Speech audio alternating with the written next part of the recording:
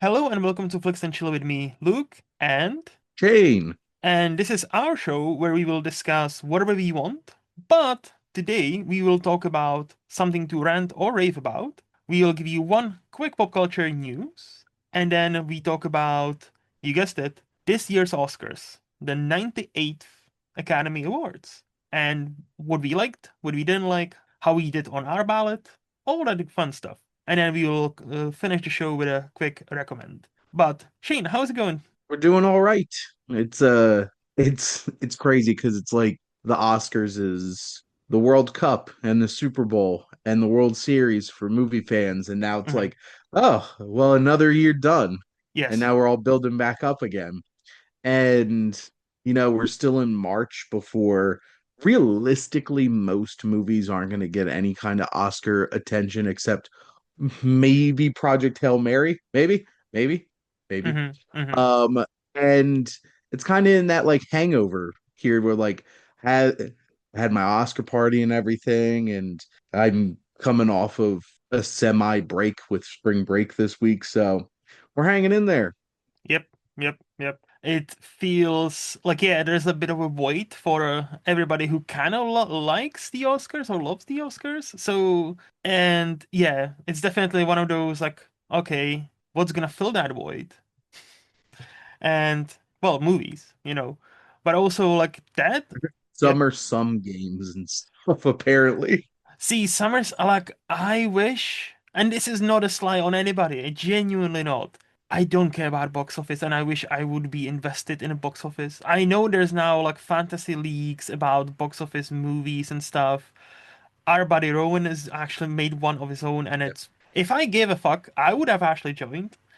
And it again, not a slight on Rowan or anybody who enjoys. If you enjoy it, good for you. But you know how some people could not care less about Oscars. I'm like that for box office. I'm like I'll watch like or I'll double check the numbers like every week for like a minute.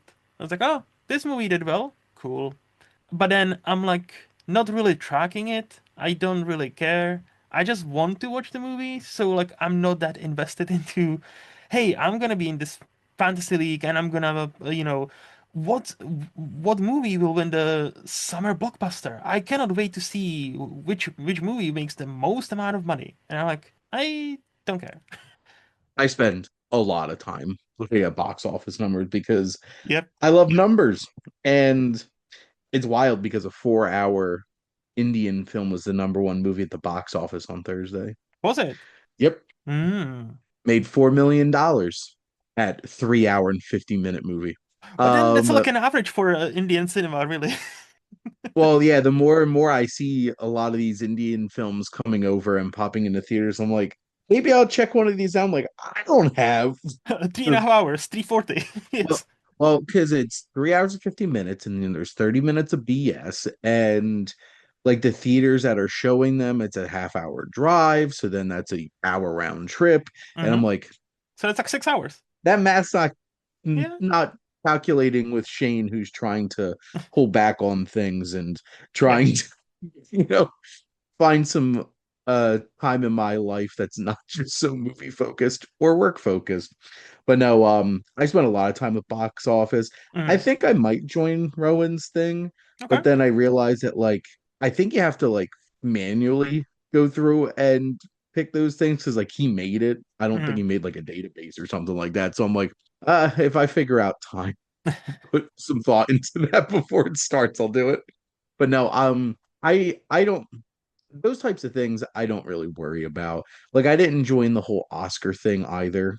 Hmm. That was going on. I'm fine just, doing my own thing. I Yeah. don't need to compete with others. That's what I have fantasy baseball for and Hmm. fantasy football. That's the competitive sports in my life are enough competitiveness for me to have that covered. I only play Fantasy Premier League, which aka soccer, aka actual football. But it's only because we have a league from work, so people I No. actually work Yeah, with. And for the longest time this season, I was number one in that league, and I know fuck and all about soccer. I'm just going purely on how it vibes. works. Yeah, I was going through like every season I'm going purely on vibes and hey, this player seems to be doing well. He's got the best numbers. Let's swap in him for this player who's doing shit. And for like 20 rounds, I was number one. Now I'm like number five or six, but there's only still about 70 points between me and number one. So, and it's 7 rounds to go. So it's still anybody's game. I know I'm not gonna win, but my goal is top four. Like if I'm in top four, I'm happy. I infinitely know more about baseball than Hmm. American football. Yet I've won back-to-back years for my fantasy football league and have never won a fantasy baseball league. Nice. And I just made my March Madness bracket without watching a single game of college basketball. So, and I might Mm. win. So, you never know. We will be rooting for you. But no, so that's that's the thing. It's just like people are trying to fill the void of the Oscars being over. Yep. I'm like perfectly happy, just watching movies. Hmm. And there'll be movies I enjoy, and there'll be Yep. movies I don't enjoy. So there Such we is go. life. Such is Such is life. life. So, Shane, what is it you want to rant or rave about today? I promise one of these days it'll be positive, but I have too juicy of a story to not Oh, tell it.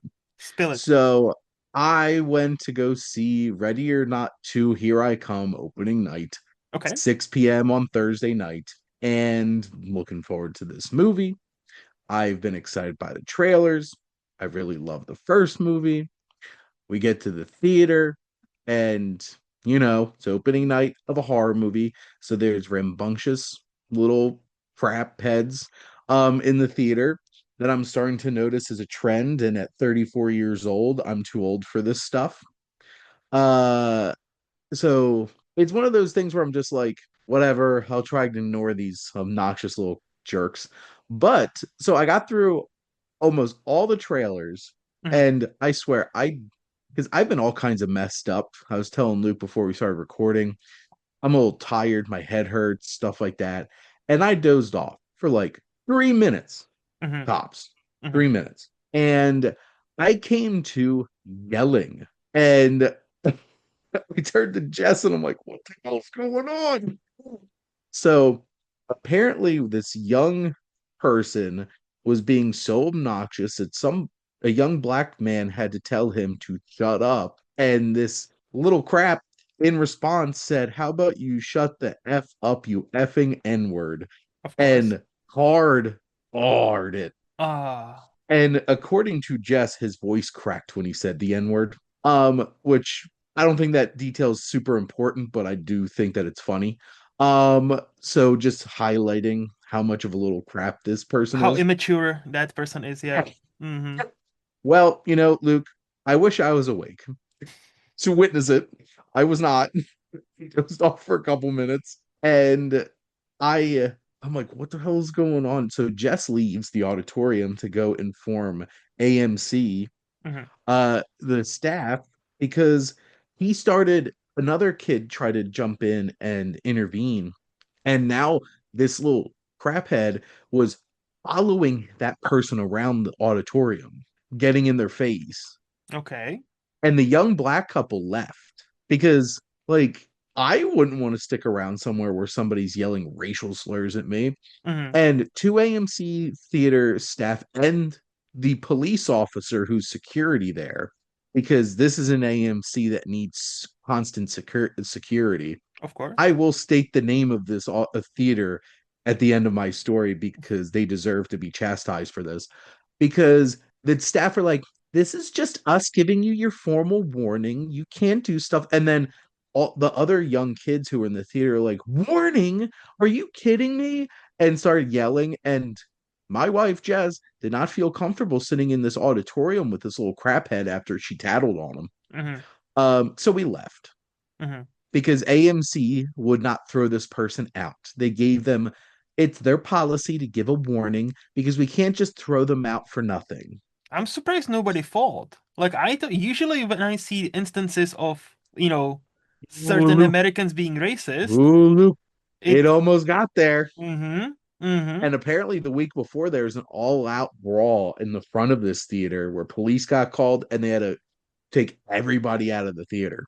Yep. So, AMC Cherry Hill 24, you need to do better. And that was horse they and their response was, well, everybody who didn't want to stay in the theater with them can stick around and can go to the 7 p.m. screening instead. I didn't have Spineless. time to go to this. I didn't have time to go to the 7 p.m. screening. That's why I bought tickets for the 6 p.m. screening because I had a recording. So, that just so now I have to go watch it on Monday. Like, I'm making a concerted effort to Mhm. be more mindful about my time. And now I have to wind up go taking up 2 evenings to go see this one movie that I wanted to go see. Mhm. And I'm like, AMC do better. Yep. AMC Cherry Hill, I grew up 5 minutes from there. It is a shit show. Mhm. And God, the fact that they have to have constant police presence is not a good sign. And the only reason I go there regularly is because they're the only 24 screen theater near me Mhm. that shows a lot of smaller films. And generally, I don't have to deal with any of those issues when I go see those smaller films because I'm the only one in the theater, Yeah. which is a whole other issue.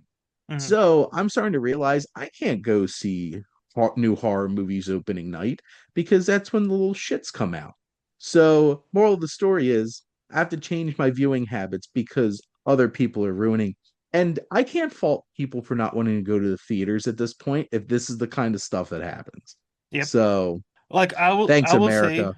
see, that's the thing, right? So I was gonna say this is fucking weird because A, nobody threw hands. I was really expecting, like a brawl will bubble up, and that's why you couldn't see the Oh, Luke, movie. if I were awake and I heard that little Mhm. shit scream the N word, Yeah.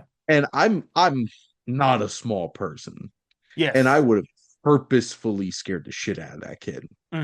But the other thing is, I don't understand the thing about the warning because, like, in the UK, anywhere you go, there's a customer facing jobs, like whether it's a retail shop, whether it's a cinema, whether it's whatever, right?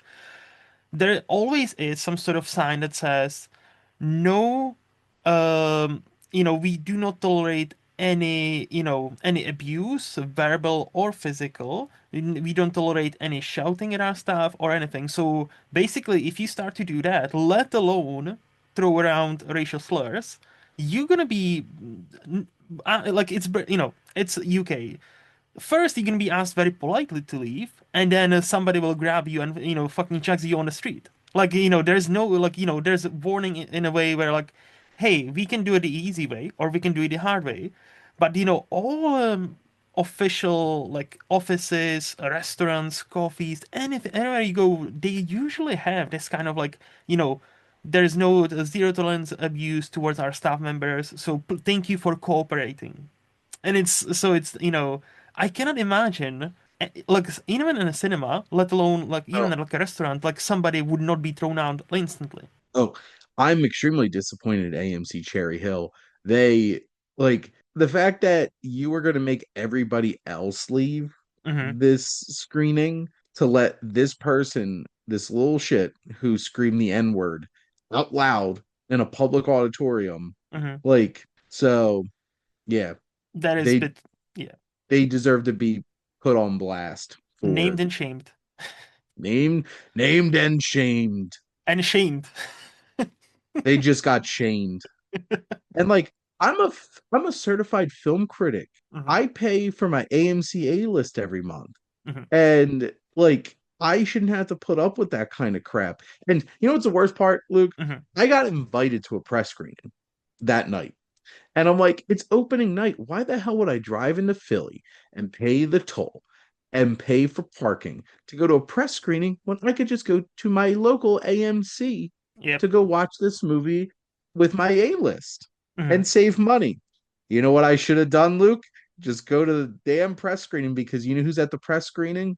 Mm-hmm. People doing their jobs. Yep. I'm actually spoiled. I have now realized I am spoiled. I experience movies in a bubble now because the vast majority of movies I experience are on screener links at home or at press screenings where I don't have to deal with the unwashed masses and the little shit racists who show up and ruin people's evenings. So, Yep. I will say it again. Like, yes, is it best for the future of cinema when you see a movie with by yourself or like two other people in an auditorium? No.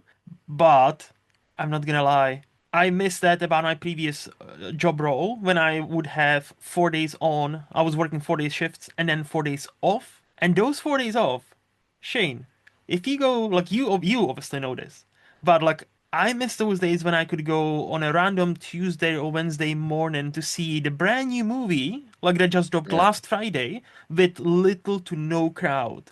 Like you could Yep. see, I could many times can catch up on, oh, this movie I haven't seen, and there's maybe four other people in it in the auditorium. Bliss. You get like a nice picture, you get a nice audio, and you get fuck all of people like bothering you or sitting nearby you because everybody can sit whenever they want, pretty much because it's only 5 people in the cinema. Oh, Luke, I miss my 9:30 a.m. showings at See? AMC's pre-COVID. Yep. Well, on the weekends when it's just old people, and if they're gonna say the N word, they usually keep it to themselves.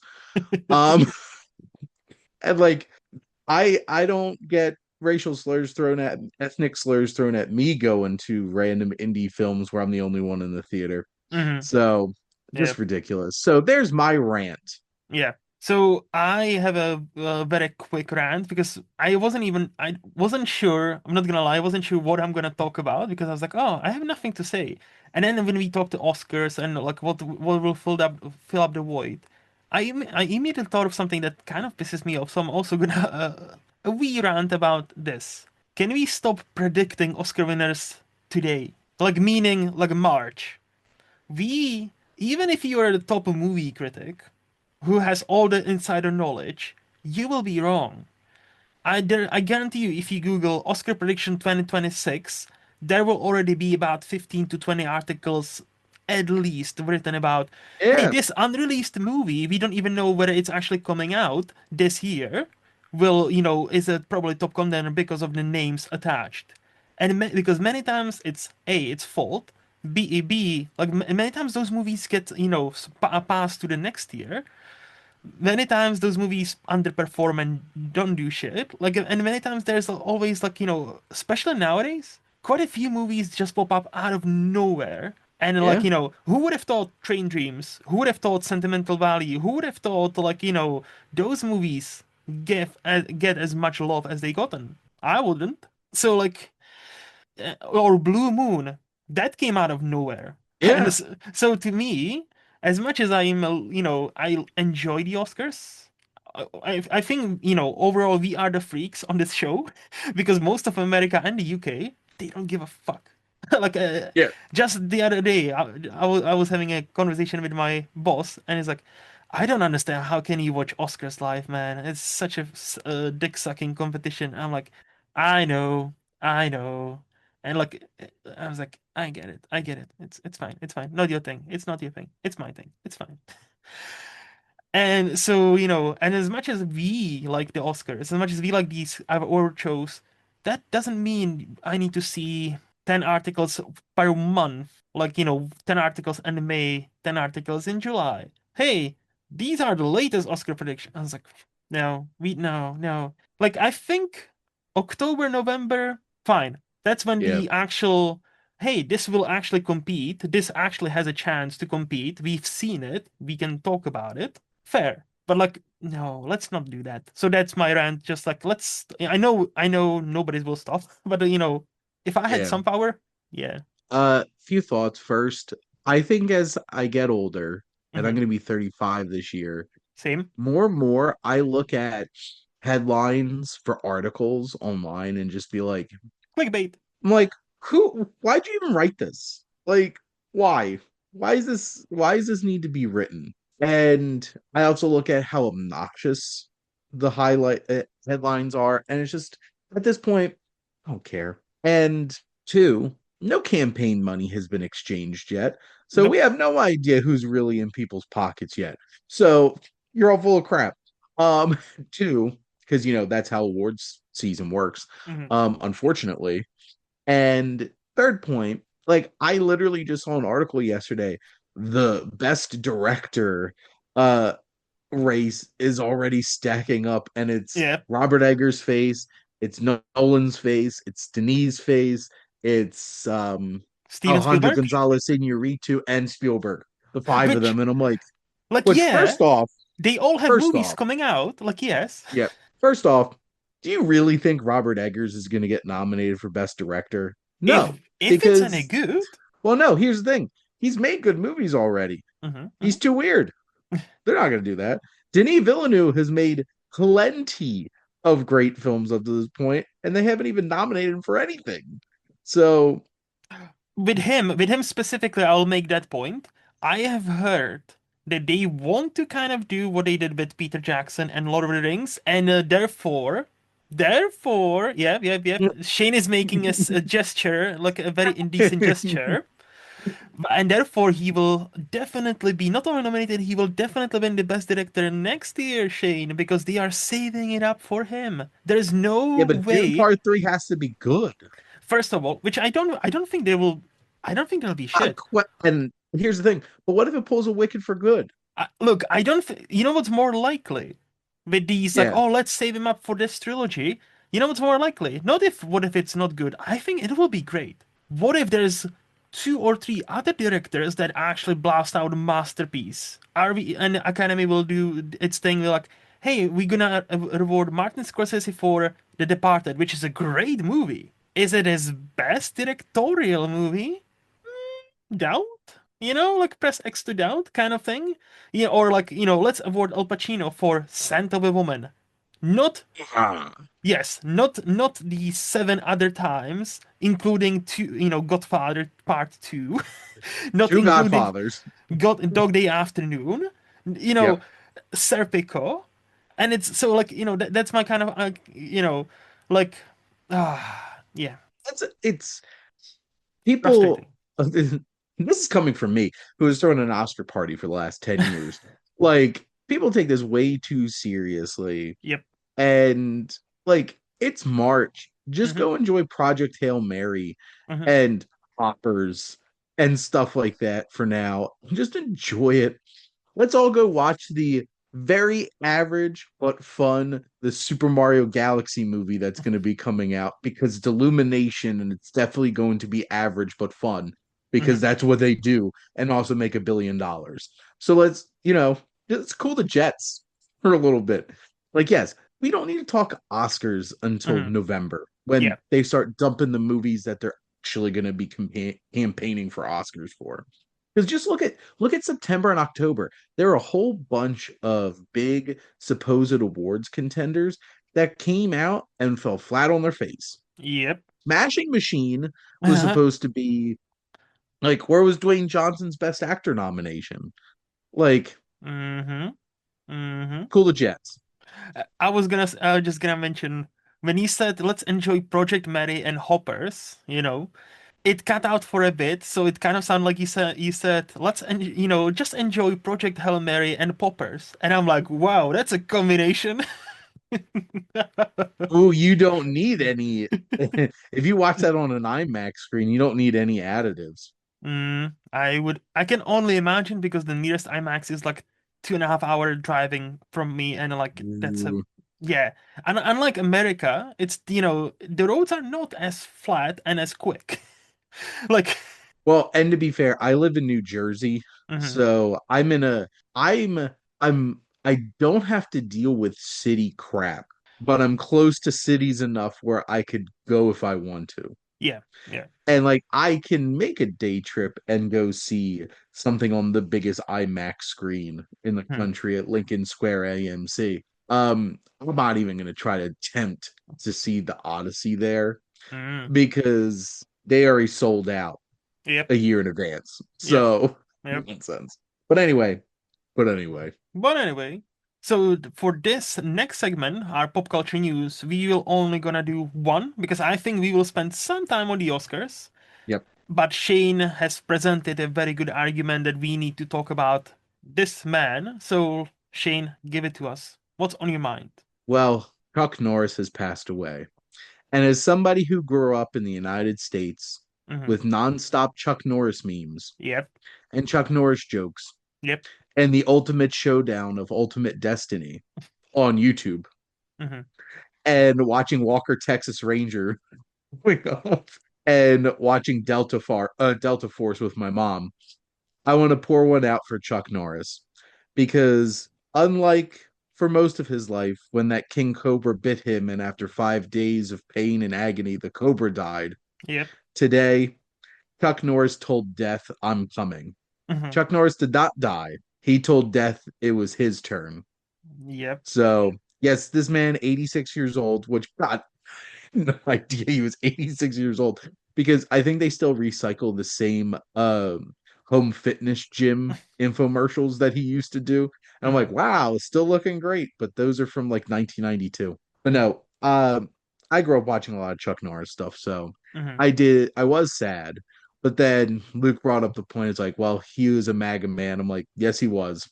And Just to reiterate, I didn't bring up that point like that. I just said, and we can talk about how, two things can be true at the same time. Like, yes, because like all you said, this is international. This is not just American.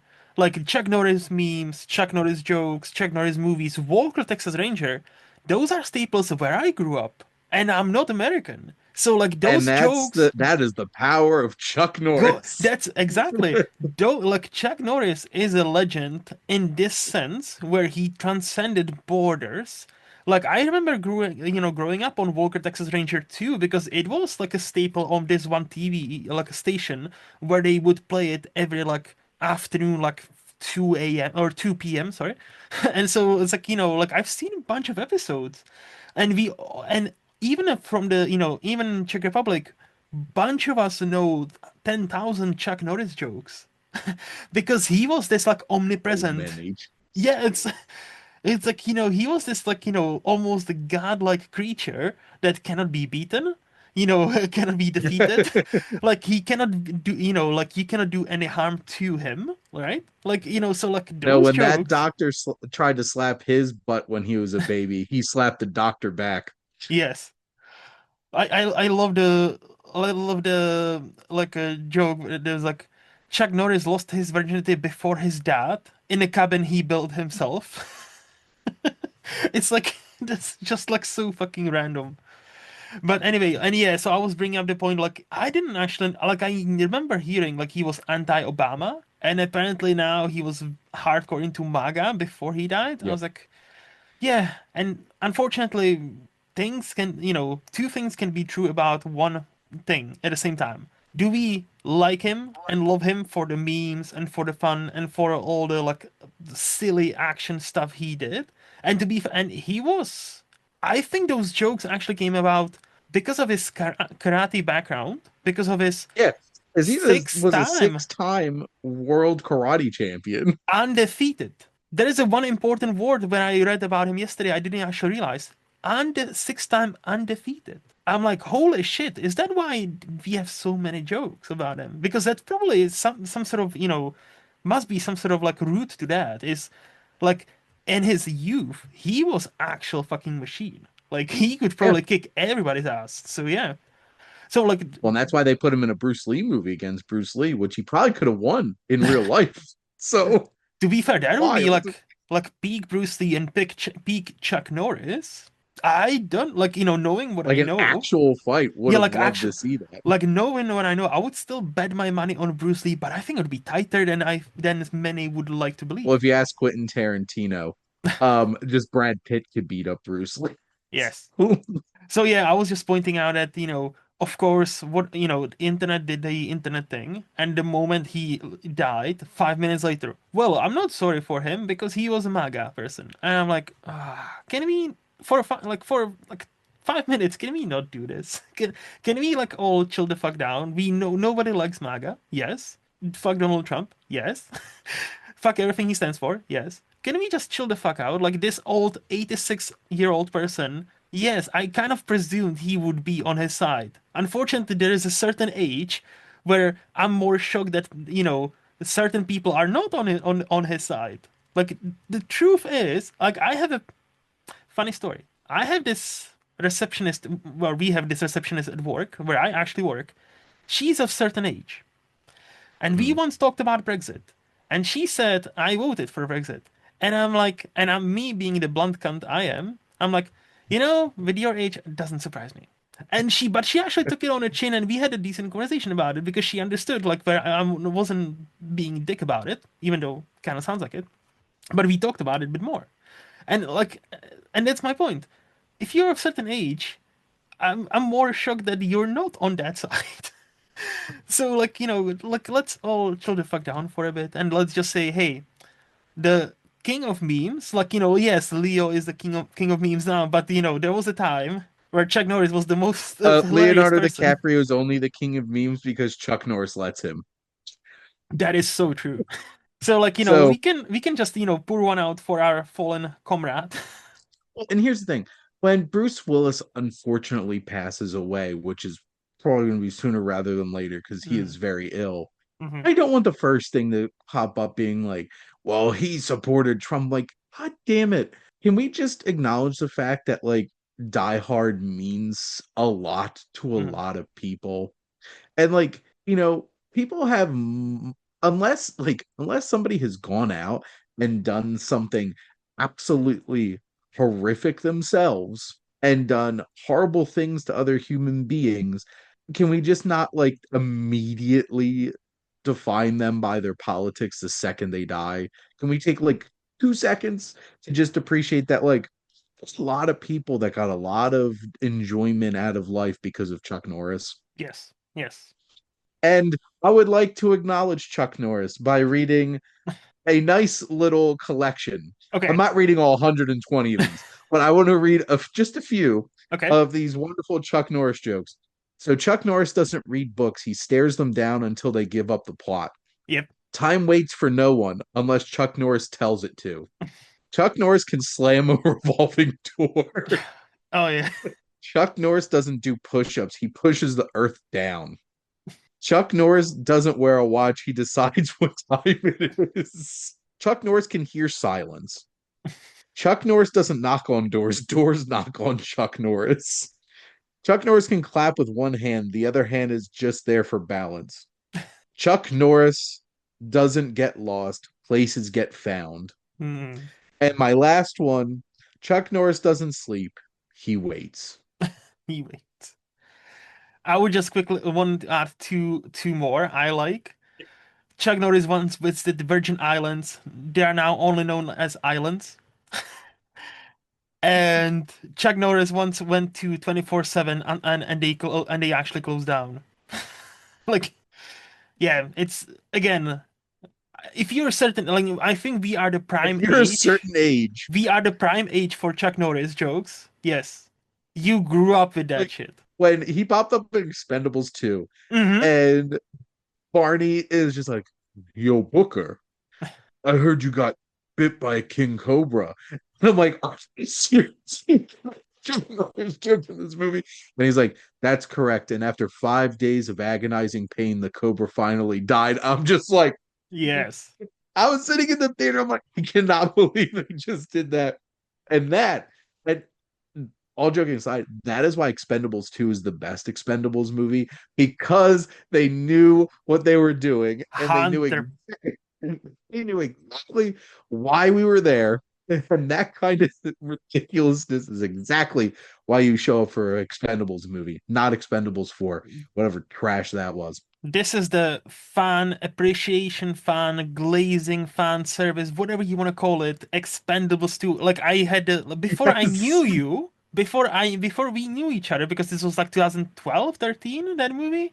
Long before Yeah. I knew Shane, I also went in to see Expendables 2 in a cinemas, and I walked out literally thinking this is the movie I would have made as a fan of a fucking action movies I grew up on. This is a like this it's not a great movie, but it's the best movie for a fan of action movies. It's an awesome fucking movie, and the Chuck Norris thing was hilarious. Yes, Yep. And him just like stone faced, taking out every.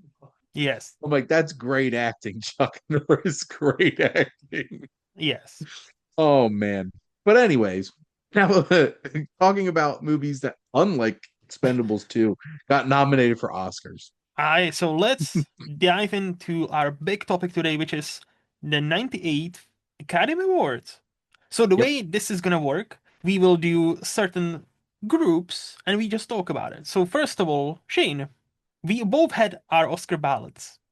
I'm not gonna say who won, but like I'm gonna say it was very close. How do you feel about your Oscar ballot now? So here's the thing.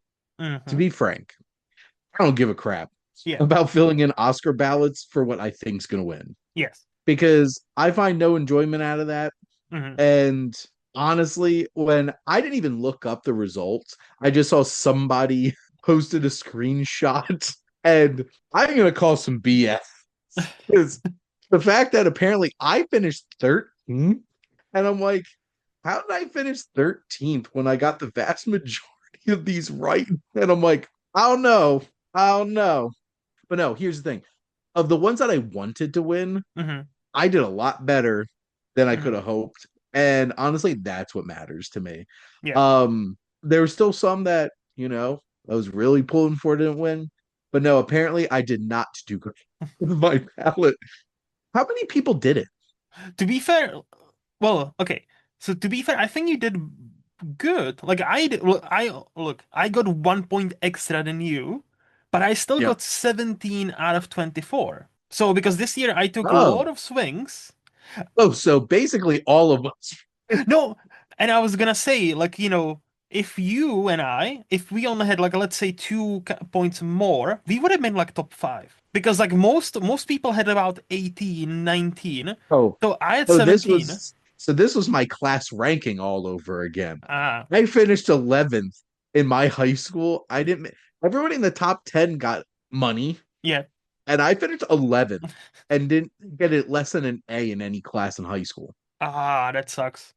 And I'm just like, but so apparently this was a very close race. Like I said, It I didn't was. look up the results, but no, like I did pretty honestly, I probably did better this year than most years because honestly, the Academy throws some wild. And I, Well, to be this was fair, pretty predictable this year, though. I was gonna say, like, actually, see, like, this is so funny because I will disagree. I think this is the second or third year in a row where it's getting a bit more unpredictable, and I actually like it because here's the thing. We both thought, oh, they started the best casting category. This is for them a great chance to give one extra Oscar to Sinners. No, they went to one battle after another. And I'm like, huh, interesting. And like to me, like it was about like like a best supporting. Like there were some races best both supporting categories were between like three people. Like, Yeah, like best the best movie. Like yes, look, I took some wild swings.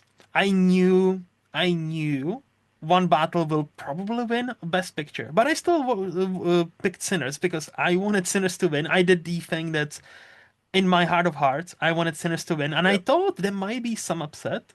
So I chose Sinners. For Best Supporting Actress, I chose Wunmi Mosaku for Sinners because I was like, look, Sinners is picking up some steam. I'm hearing Michael B. Jordan might win. Hint, hint, wink, wink.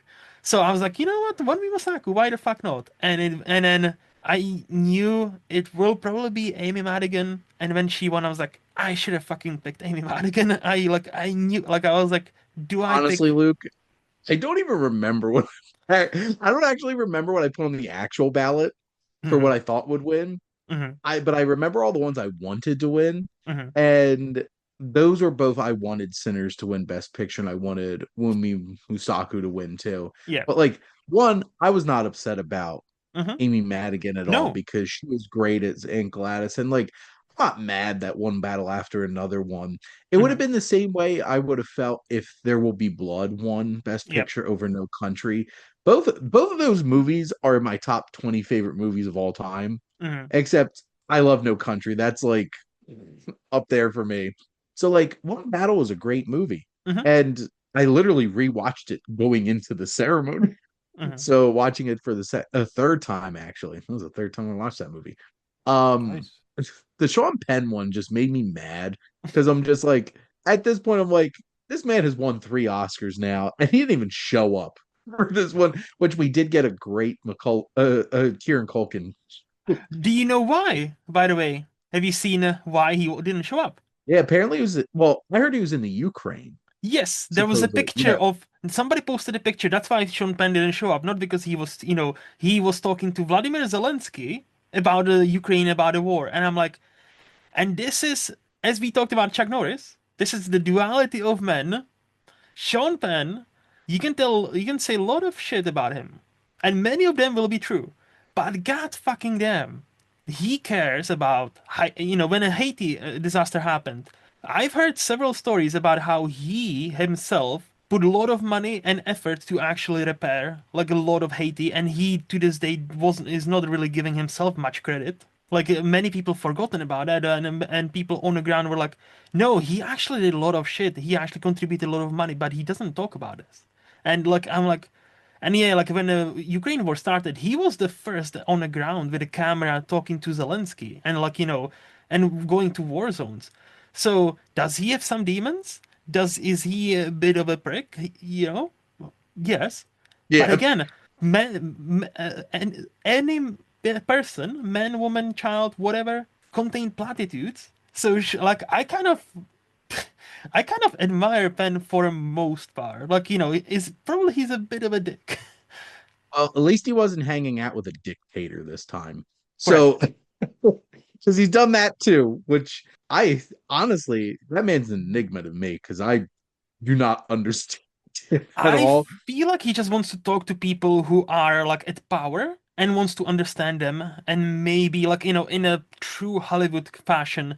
Hey, I'm a star. They might listen to me. He might have that attitude. I don't know, but like to me, he Wonder why he always hasn't shown up to the White House then. will go. Well, I think after Bill Maher, I don't think Trump's inviting anybody else. if he shows up to White House, I think that's only to his detriment because then, oh, you know what would happen? 5 minutes later, oh, he's a MAGA now. He's definitely MAGA Yeah, now. Yeah. So Sean Penn's MAGA yeah, now. yeah. So like even if he will But not, anyway, yeah, but anyway, no, he is now but one of five I think so. actors Yeah. that have won three Academy Awards, with Streep, Daniel Day-Lewis, Jack Nicholson, and Katharine Hepburn, I think. Hepburn has four. Katherine Hepburn is the only actor that has four, So no? at Oh, least at least. Sorry. let, Yes. let well no, so let me reiterate, let me Yeah. throw in a different math symbol there. At least Yeah. Yeah. three Academy Yeah. Awards. Yeah. So that's wild. It is. That's some great company. And that's the thing. He is a great actor. I was gonna Don't say like particular He's abrasive and I don't particularly like him as a person, but that doesn't matter to me at the end s- of the day. And he played a great character in one battle. So separating art from the artist because like you can like again you can say a lot of shit about Sean Penn. I if you tell me he's a bad actor, I this is where I don't believe you. This is where like you can tell me he's a horrible person. Okay, sure. You can tell me he's this. You can tell me he beat up a puppy one time. Okay, probably. I don't know. I wasn't there. But like if he the moment he started to tell me Sean Penn is a bad actor and he didn't deserve those Oscars he won, I'm well, like, he like did. I probably would have picked somebody else for '08, but Mm, that's not to say that he didn't mm. deserve to win. I was on that Mickey Rourke train real Ah. hard for the wrestler. Fair. Um, but no, like Mystic River, that was his Oscar to win. Yes. Um, and then this was a tight race. I'm a little surprised they didn't that Stellan Skarsgård didn't get the Hmm. win on that one, but I really wanted Delroy Lindo to win. But at the end of the day, apparently I did all right with my Yeah. ballot, better than I realized. I just wish I made some better choices in the obvious categories because, like, look, I lost like one documentary short, one live short. Like, those are always like a flip of a coin. So, like, I'm not that mad. The shorts and the documentaries, it's a crapshoot. Yes. And I actually got half the tie, Hmm.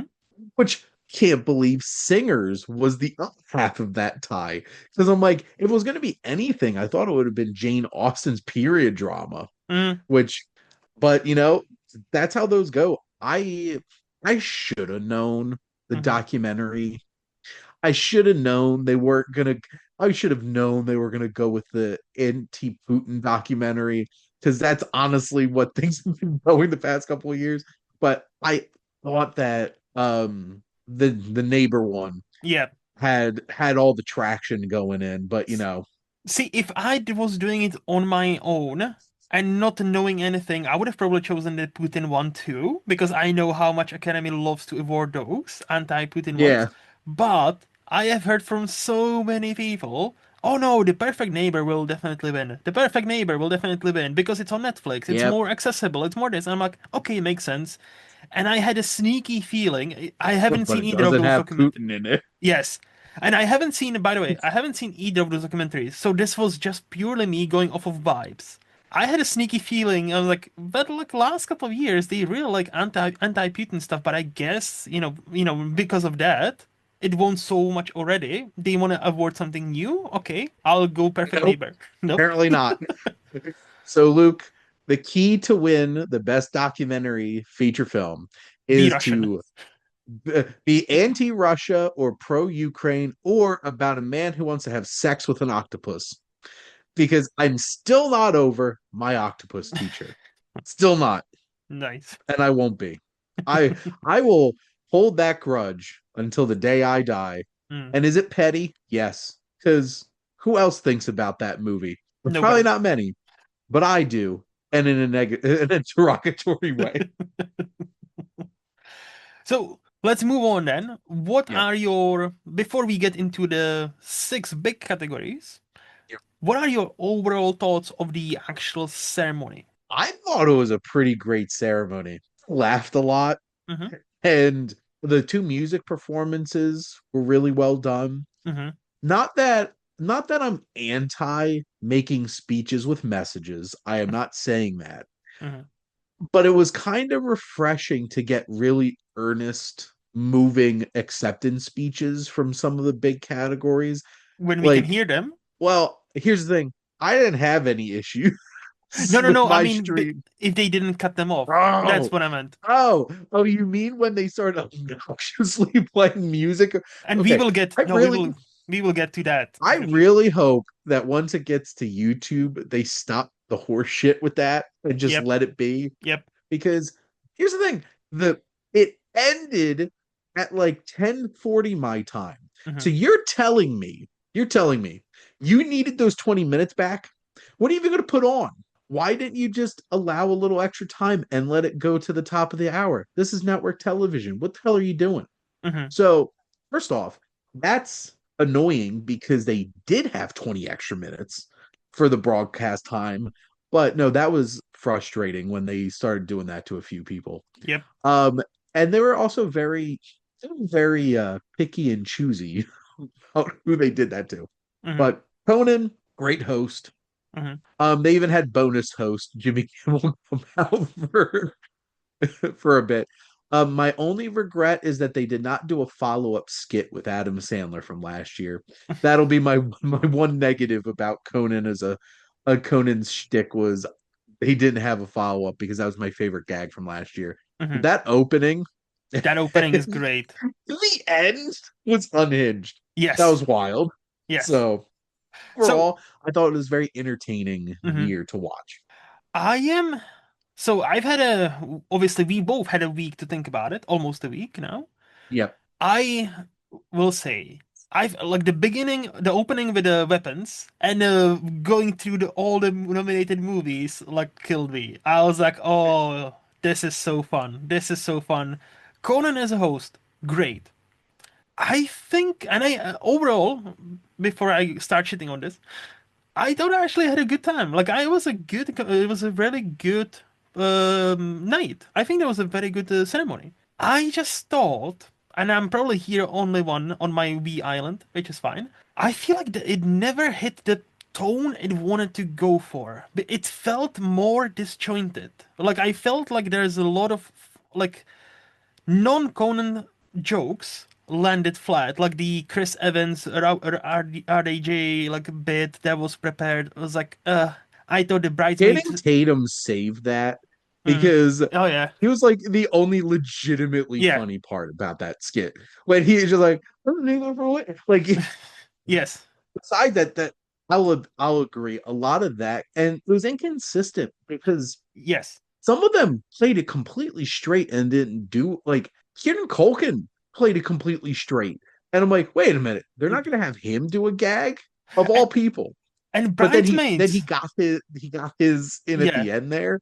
Like, like the bridesmaids I'll admit, reunion. I'm like, like I like them all. I like the movie. Don't like this is not me hating on women or that movie, but like that did nothing Luke, for. this is the internet. Of I know, course I it's you know, I hating know, on women. I know. If we were any bigger, there would be like already 10 articles written about how I'm a chauvinist. Anyway, but like it was like the payoff. Oh, it's another Stalin Skarsgård note. That was funny, but before we like the way we were getting there, like everything felt a bit off.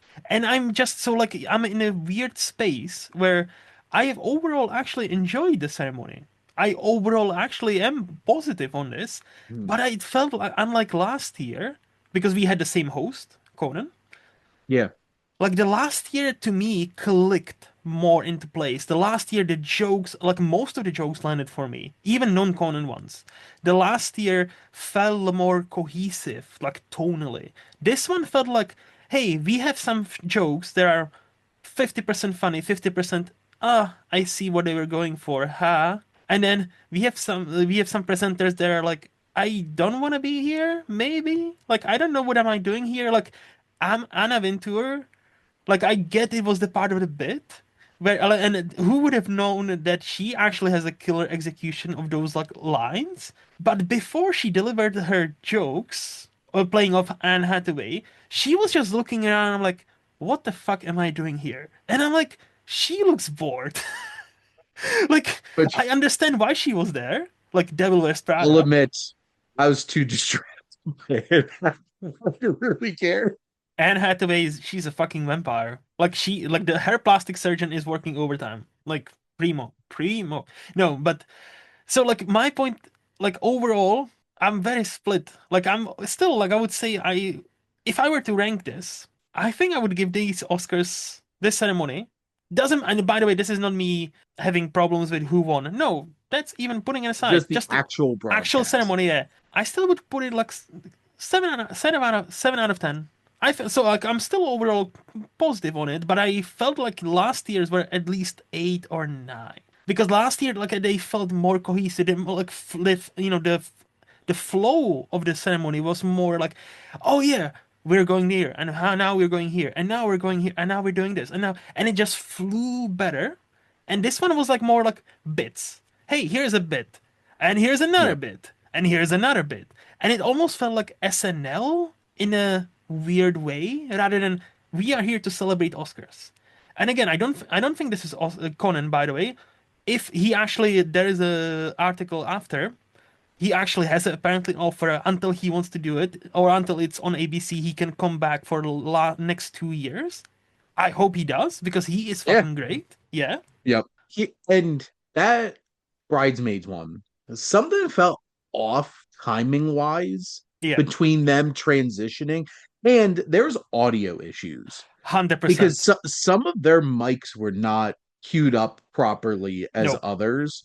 So that I think took away from that bit. And yes, the RDJ, like, and I'm one of the biggest Marvel fans out of anybody from our Sif Pop or yeah, SPDM sphere. I am a diehard MCU fan and I will see everyone opening night. That fell flat as hell. yes, yes. That was like, why? And them trying to shoehorn in is like, well, it is the 14th anniversary of the Avengers. I'm like, wait a year. Like Like who the fuck I cares? know Disney was trying to get people's attention to Doomsday. Yes, That's 100% it. I mean yeah, Um, yeah. I did love the Grogu bit because that puppet is adorable. Like the The puppet, fact that like see, that's a perfect example. The puppet is adorable. I love that Grogu was there, but they went for the obvious get away, get the hell away from her, you bitch, to Kate Hudson. that was a little forced And I'm like, that was for so sure. forced. And I'm like, Yeah, also, Kate Hudson is adorable, kind of sexy. Well, not kind of. She is sexy. She's let's see. adorable. What did she do to you, Sigourney Weaver? Like, what the fuck? Like, if it was somebody like somehow related to Star Wars universe, at least it would make some sort of sense. Like, But no, go. and this is my thing. I I I am the type of person, my perfect Oscar ceremony is not hosted by a stand-up comedian. Yep. It's not hosted by a late night person. Hmm. It's somebody who really, and I'm not saying that Conan doesn't love movies. I think he actually does, which Yep. I think is why he's one of the better Hmm. one to of those type of people to host this. I miss the Billy Crystal stuff, or like the Hugh Jackman year when he Yes. put on a show. Yes. Like, I prefer that. Hmm. But if you're gonna give me these comedian things, I'd rather you give me Conan because he does a great job. And I don't need that much comedy. I You was could just gonna. move the show along. Just let Conan do his bits, and Yeah. then everybody else play it straight, doing the presenting and move it along. Especially if we, or if not we, sorry, if the Academy or whoever's in charge will keep on cutting off people who just won a fucking Yes, Oscars, yes, and for many, like special like documentary features and like song, they will probably, this is probably, not, hopefully not, but probably their only Oscar they will ever win in their life. And to fucking, we don't have to, and that's my point. We don't have to have bridesmaids there. Okay, look, if they have to be there, okay, cool. No jokes. We are here to present the Oscar for whatever they were presenting. Nominees are, and rather than having 5 minute shtick that kind of falls flat, give those 5 minutes or what you've saved to those people who actually win and let them speak. Like we don't yep, have to go through all of them, but the biggest example or biggest sin of that was the K-pop Demon Hunters winning the best song. And yep. the moment the Korean dude was trying to say third word, they cut him off.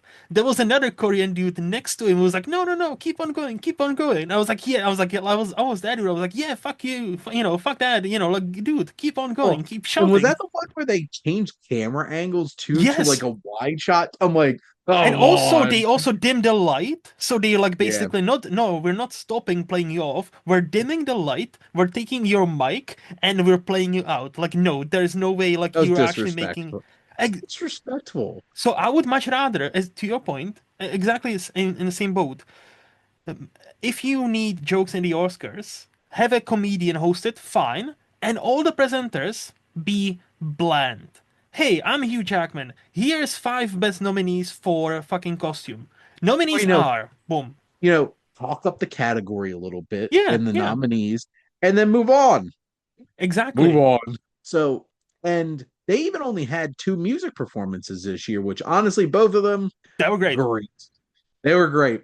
And they pulled off that Sinners one. Like, I was a little worried about how they were going to maneuver that, but honestly, after what they did with the I'm Just Ken, I shouldn't have been worried Hmm. because they pulled out some great camera work on that. And they didn't even have the three other songs, which They I should thought have it been would, there. well, they should have. And I think they should be included and highlighted throughout the show. Yes. But even with that, it still had 20 extra minutes. Yep. So I don't know what the problem is. I would have I would have loved everybody get teared up listening to Nick Cave do his weird grandpa waxing poetic dreams. But yeah, Honestly, as much as I enjoyed Golden, as much as I enjoyed K-pop Demon Hunters, if it wasn't my pick was I Lied to You from Sinners. If it yeah. wasn't for that, I would have picked Train Dreams. Like, if it That's was a just me, I got so mad at Netflix because I was getting emotional listening to that hmm. song in the credits after we watched it from my Oscar party, and then Netflix cut it off for previews for something else. I'm like, Yep, yep. um, the in memorandum, I was gonna say, which yeah, this was a last, really important one this year, very important. and they didn't flub it until maybe the end. But we'll get to that in a second. The Yes, Billy Crystal, that was beautiful. yep, That was wonderful. yep, That's how you do it right. Even the Rachel McAdams, that was yep, really charming. yes, And we love Rachel McAdams. yes. Um, Barbara, what was that? Which one? I could barely hear her. I The don't know if sound issues, you, yes, sound issue, yeah, yeah. yeah, And then a bunch of like some people at my party were being loud and obnoxious during it. So on top of that, I couldn't hear it either. Like that lasted a while and was kind of rambling. And then she started singing.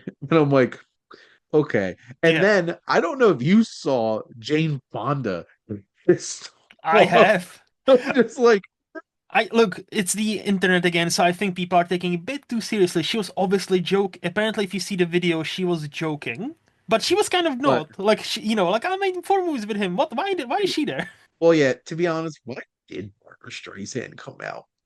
Was it just to remind people that is she still alive? I don't want to be mean, but Luke, I know why she said yes. I know. I'm saying we did think that just seemed a little weird. But Yes. that's how you handle a big year because there's no way in hell they could have just not put a giant spotlight on Rob Reiner and Redford. And Diane Keaton. Like, yeah, Because like so my 2 cents on that, man. yeah, like I was definitely gonna mention in memoriam. Yeah, the Rob Reiner stuff, just like it was beautifully done. What I loved is like when they had all the posters for the movies, and then the curtain rolled, and suddenly all the actors from his movies like were there, and it's like, oh, damn, Kiefer Sutherland was there. All these Not names. not Corey Feldman. Nope. And yeah, and then I think it's fitting. It's Rachel McAdams for Diane Keaton because Rachel McAdams is that kind of actress. And See, I never put two and two together, me but I neither. think that kind of put a spotlight on something. I'm Yes. like, oh, And like kind of she is is. universally beloved. She is criminally underrated. And like she is she's just waiting for that one sure fire that will get her the deserved Oscar because like I feel like she's one of those like she must be top of pretty much every cinephile's list. Is overdue for an Oscar, but she is criminally underutilized for many movies she does. If anything, like like if anything, this year sent help. I know it's no way, like Yeah. she. I'm not saying she should be nominated for that movie, but if anything, that movie proved she is game for literally anything, and she Yep. is great in anything she does. So like I will that. say Mhm. I was kind of on the best supporting actress for Are You There, God? It's Me, Margaret. Yes, yes. Like Hmm.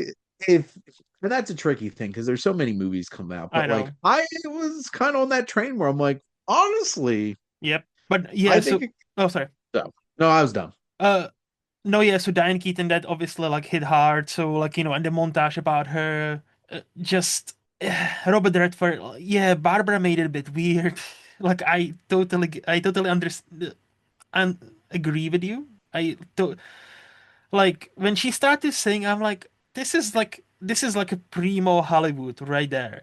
The intention is good. We all understand why you're doing this, but I wish Yep. you didn't do this. Yep. Like, and obviously, like the way we were, like it's an excellent movie. It's an important movie. The song is immortal. Like you don't have to have seen a movie to know the song. So I understand.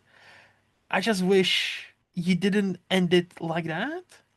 Also, to our point, they didn't forget Tetsuya Nakadai.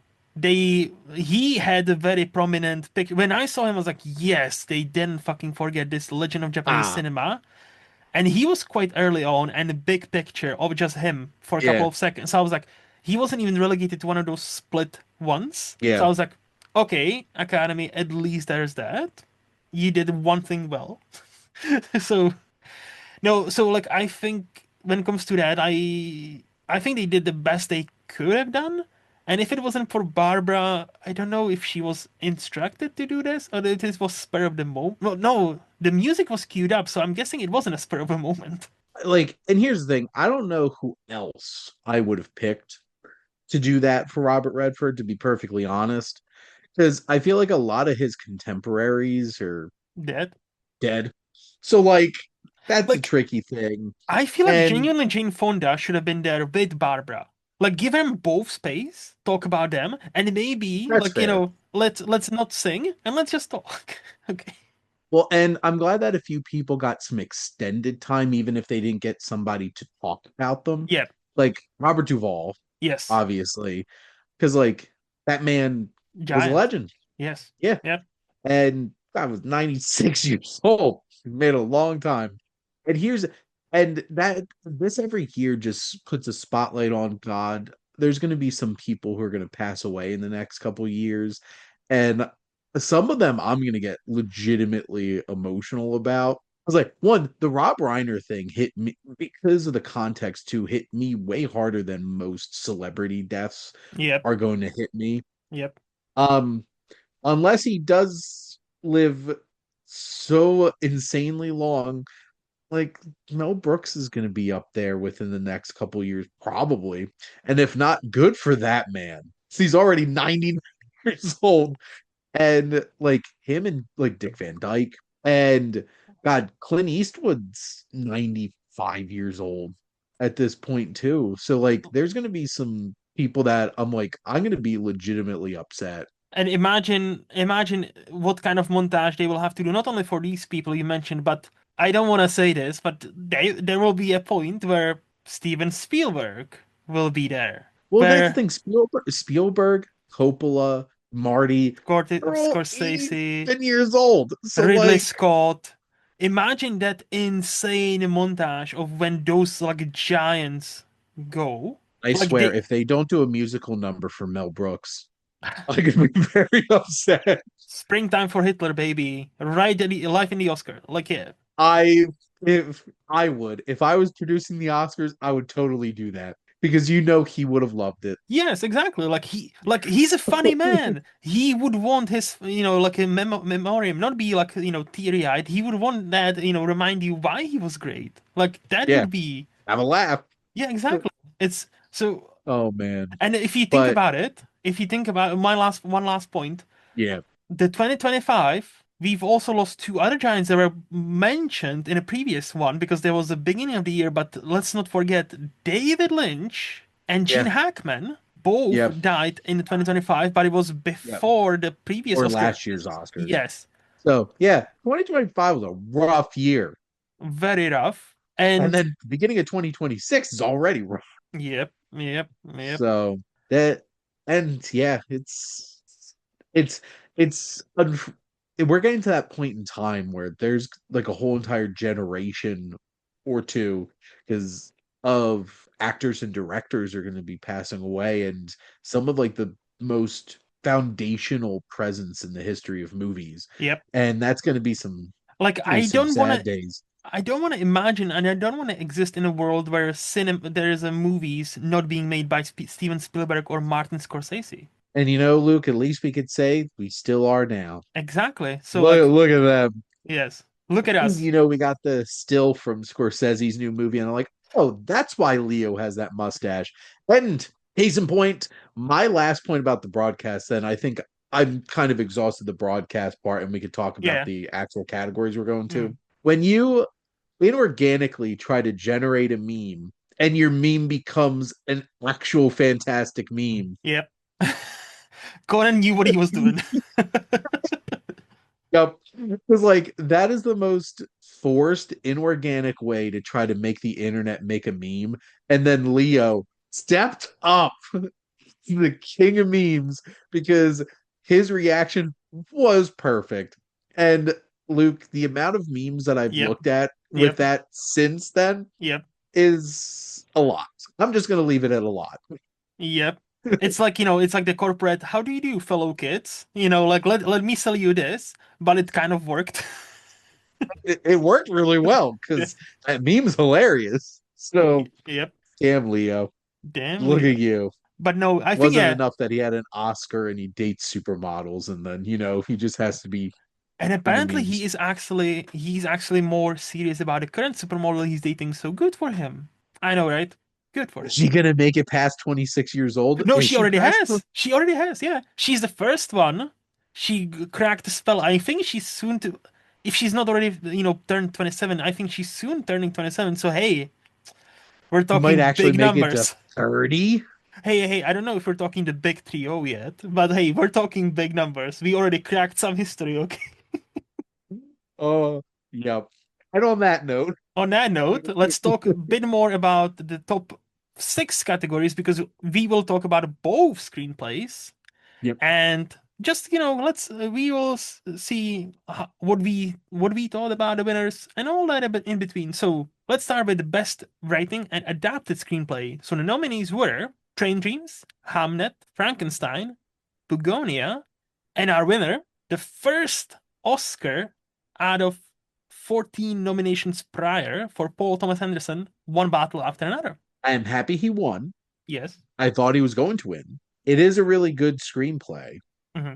I can hear butt incoming. Honestly, though, after rewatching, which is so funny because the three movies I rewatched for my party were Hmm. Frankenstein, Train Dreams, and One Battle After Another. Hmm. Honestly, would have been happy if Train Dreams won. Same. I didn't really think about that. And honestly, the more I hear people talk about Begonia, Hmm. like I wouldn't have been upset with that either. But I don't feel strongly enough to be like, I'm upset that one battle after another one because he deserved it. So Yes. like it's deserved. I don't know at this point if I would have picked that, but I think it's a well-deserved Oscar, and it was a great moment, which realizing now how much of an awkward white boy Paul Thomas Anderson is, his speech, like yes, he was like he was ringing those Oscar statues because you could tell he was a little nervous up there. But it was a wonderful moment, him going up there.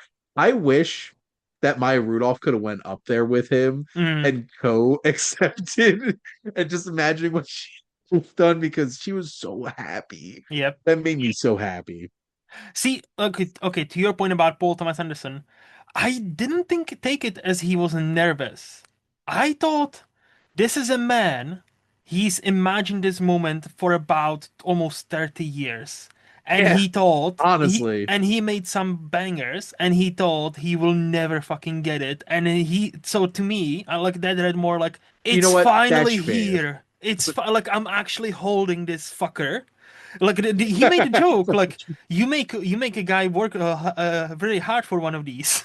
Like that's how he started.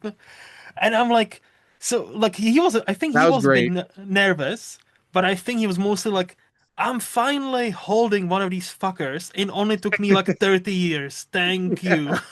Like, Well, that's the thing too, because he's one of the premier writer directors out yes, there. yes. So like him winning a writing Oscar at this point after 30 years, Hmm.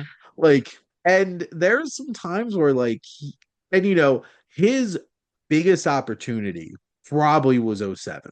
Yes, yes. And me being a Coen Brothers fan, I'm not mad at all. Hmm. Like he was really unlucky that year. And to be honest, at this point, we'll talk about this probably more, but Sinners was There Will Be Blood this year. I was gonna say But it like got a little bit more 2025. love.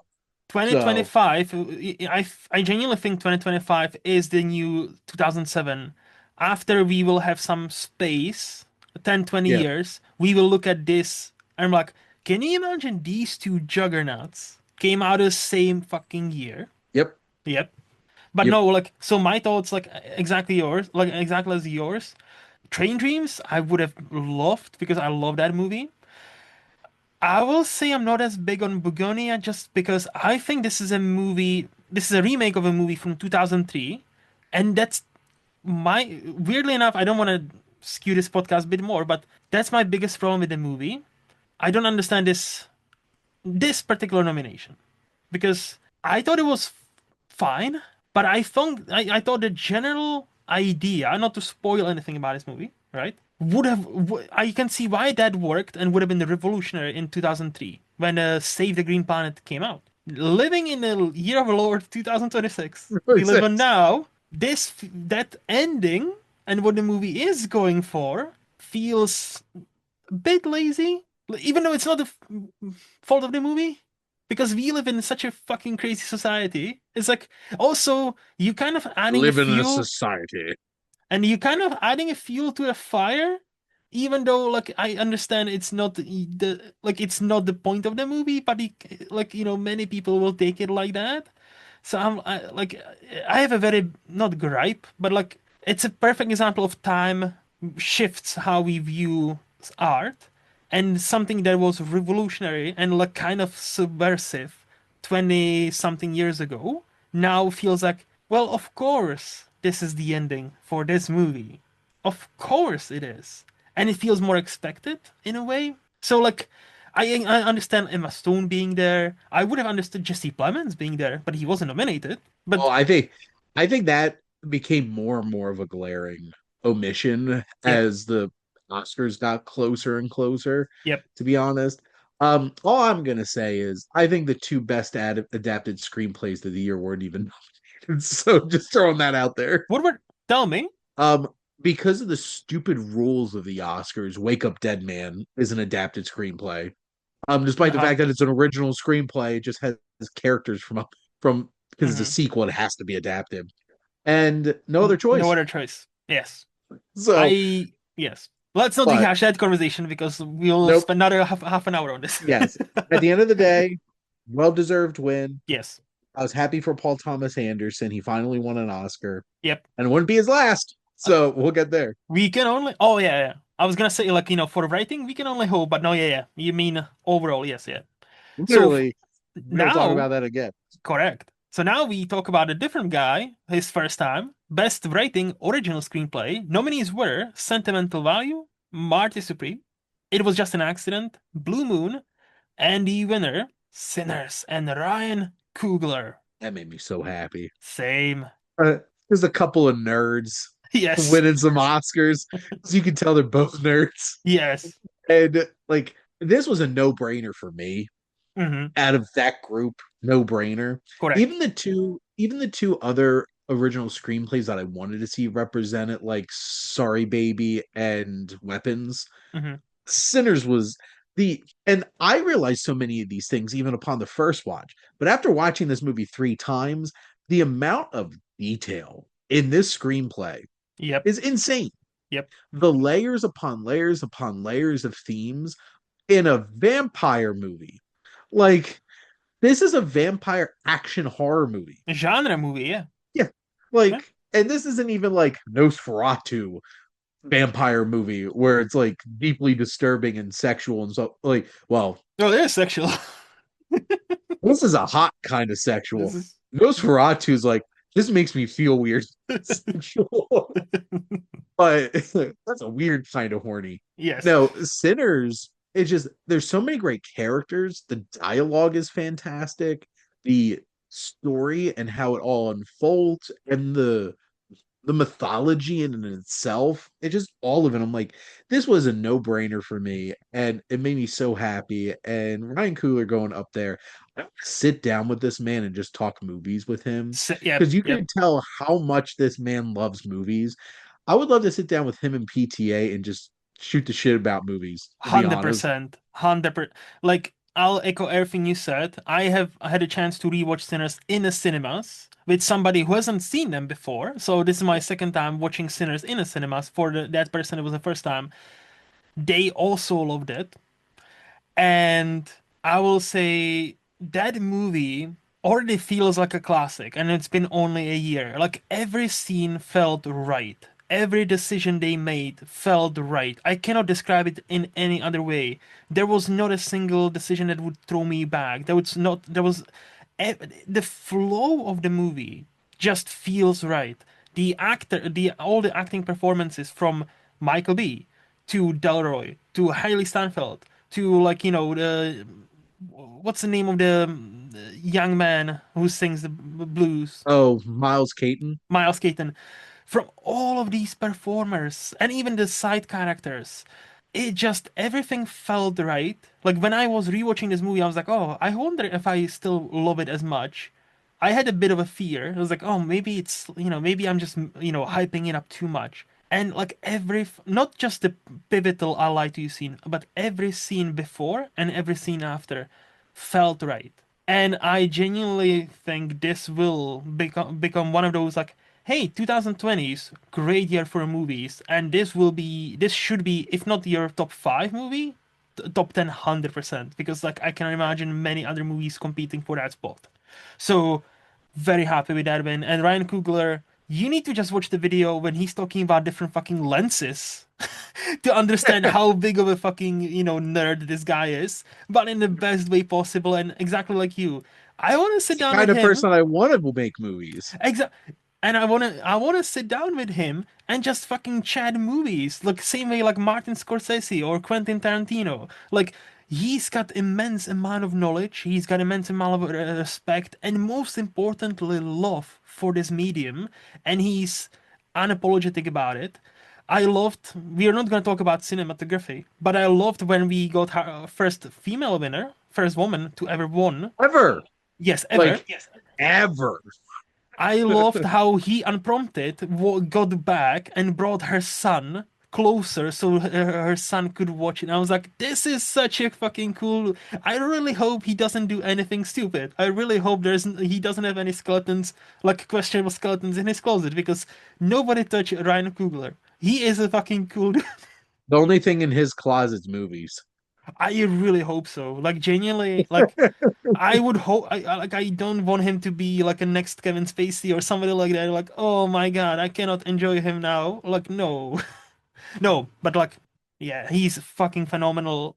Well deserved win. Well deserved. And I was rooting for him in many other categories.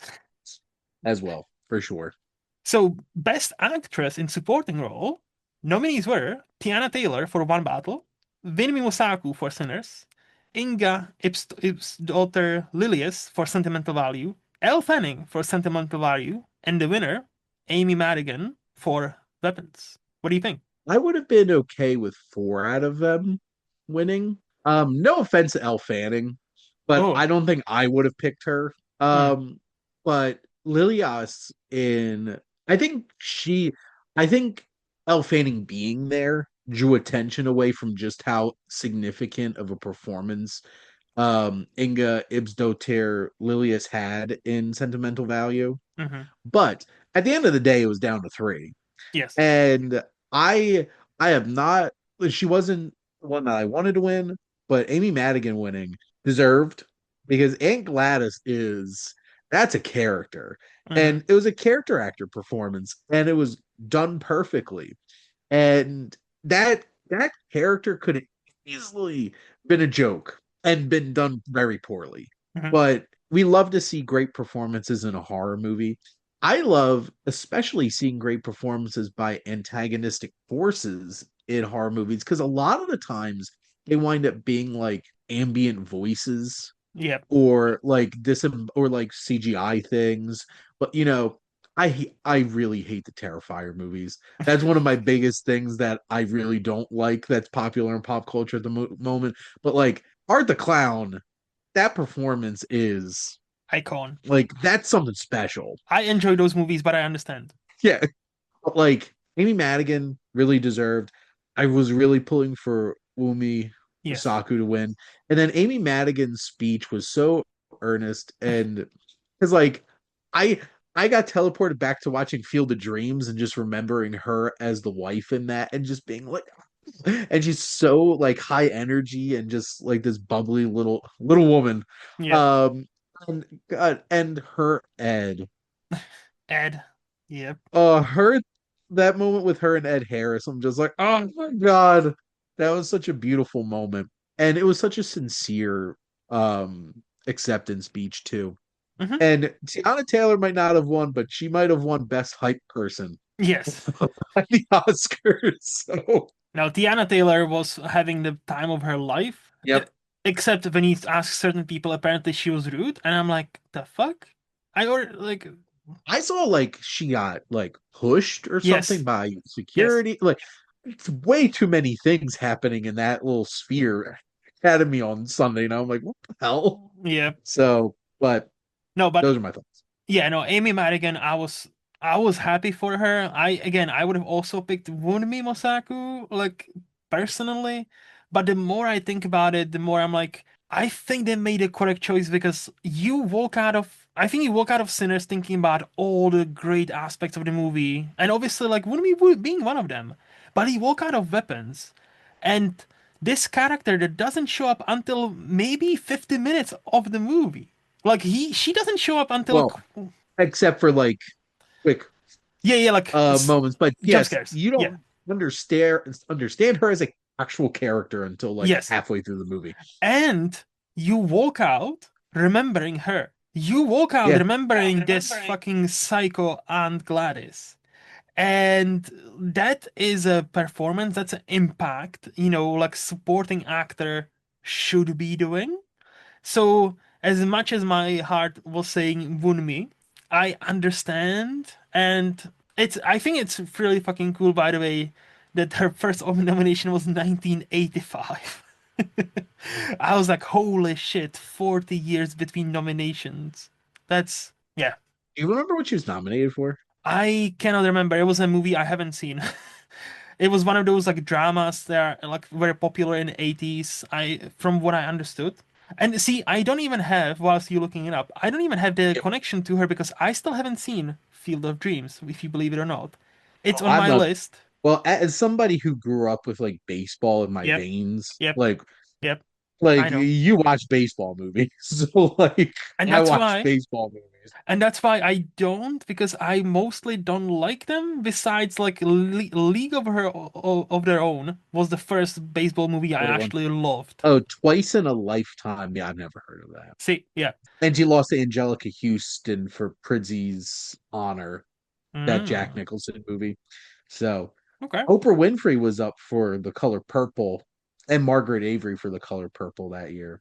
Obviously, So it hurt Oprah's career very much that she lost, right? You know, where is she you now? get a car.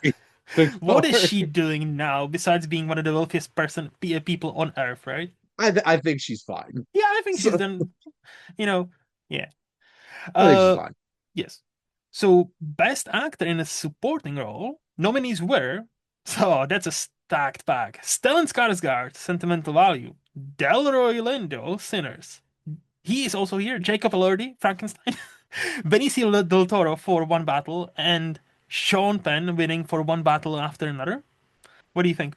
Oh, let's get started with, is that category fraud? Yes, it is. Because in what world is Jacob Elordi a supporting character in a movie where half the movie's from his perspective? I feel like And that's the thing. technicality, he is in a correct category because like technically it's Dr. Frankenstein's story. The Frankenstein monster is Until just it's as not. I know, but So just I'm yeah, just pointing out that there's a long history of yes, category fraud, yes, and there is no way in hell he would have been nominated for Best Actor. So am I happy for him getting nominated for Best Supporting Actor here? Yes. And he gave a great performance. And that man is massive. like Rewatching Frankenstein, I'm just like, well, also because Oscar Isaac's a bit of a short king. yes, Um, it's like the height discrepancy, but no, he gave a great performance in Frankenstein. This was a stacked category, and there is not much to go wrong here, to be perfectly honest. Depending on who you wanted to give it to, hmm whatever spoke to you. I really was pulling for Delroy Lindo because I think Delta Slim, that performance is so fantastic, and he's comic relief. He brings weight. He has some of the most meaningful and soulful moments in the film yep, that like unexpectedly come up on you. hmm But the elite character work of Sean Penn in One Battle After Another, and I mean character work, because whether it's the Vince McMahon walk he does, the body stature, the voice, are you in the blood girls? I'm like, like rewatching that movie, that scene in that grocery store was unhinged. I'm hmm just like, and the way the lick, the constantly combing his weird ass F boy hairdo that he has in this movie, just every little bit of it. So like, no, I'm not mad. Sean Penn won. He did great work. Honestly though, I think Benicio del Toro stole that movie, with just a few small beers. Sensei. Um, Sensei Sergio. He would have had my vote, either of the two of them.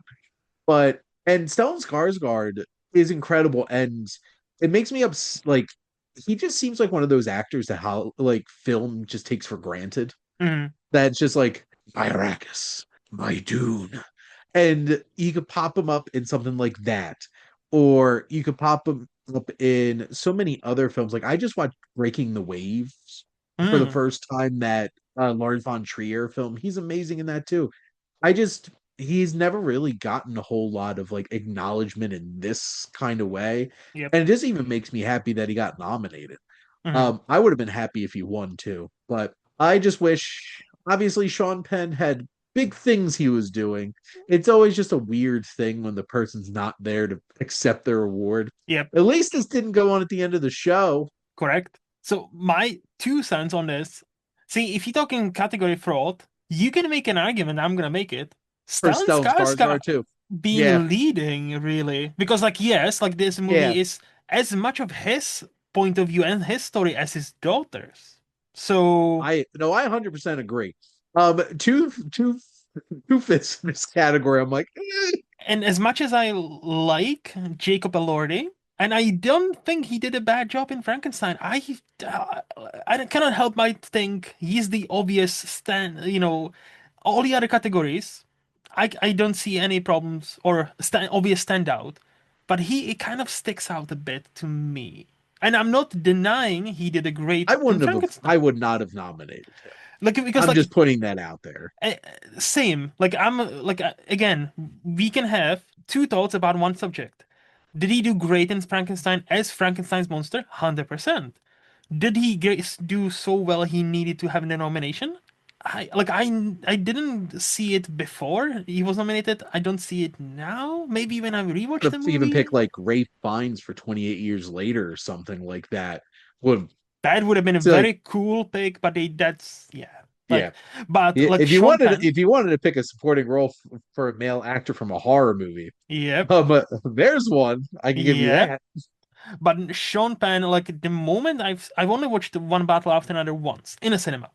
But Sean Penn, like that performance stays with you. Same way as Amy Madigan's and Gladys. Like just the dialogue, do you love black girls? I love him. Cannot get enough of him. Well, just and the way he talks like this sometimes, like a dog, like and like you think with the name Lockjaw, Lockjaw.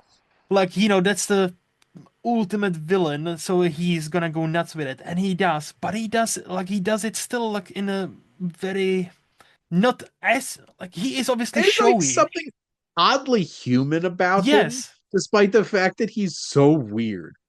and as an actor, like like he could have taken it a whole nother dimension, and he's obviously but he did it. Like I feel like the performance is so great because he knows when to step on the gas and when to let it go. The more I remember his performance, because he doesn't. Many actors fall into this trap. They are great, but they have one speed throughout the entire movie. He kind of felt like this scene, like oh yeah, this is where I'm gonna shift into a third gear and go balls out, and this is where I'm gonna slow down and just let something like let do something with my hair, or just something this and like something subtle. And like I knew, like not knew, but I thought he's gonna win. He won. He didn't. Well, he wasn't there, so like he had better things to do. But Yeah. I'm not surprised. Like would Stellan or Delroy be a fucking great the choice? And would I Mhm. be sad had they won? No. Would I be this category if not the previous one? This category if we had the tie, beautiful. Nope. Live action short film. Yeah.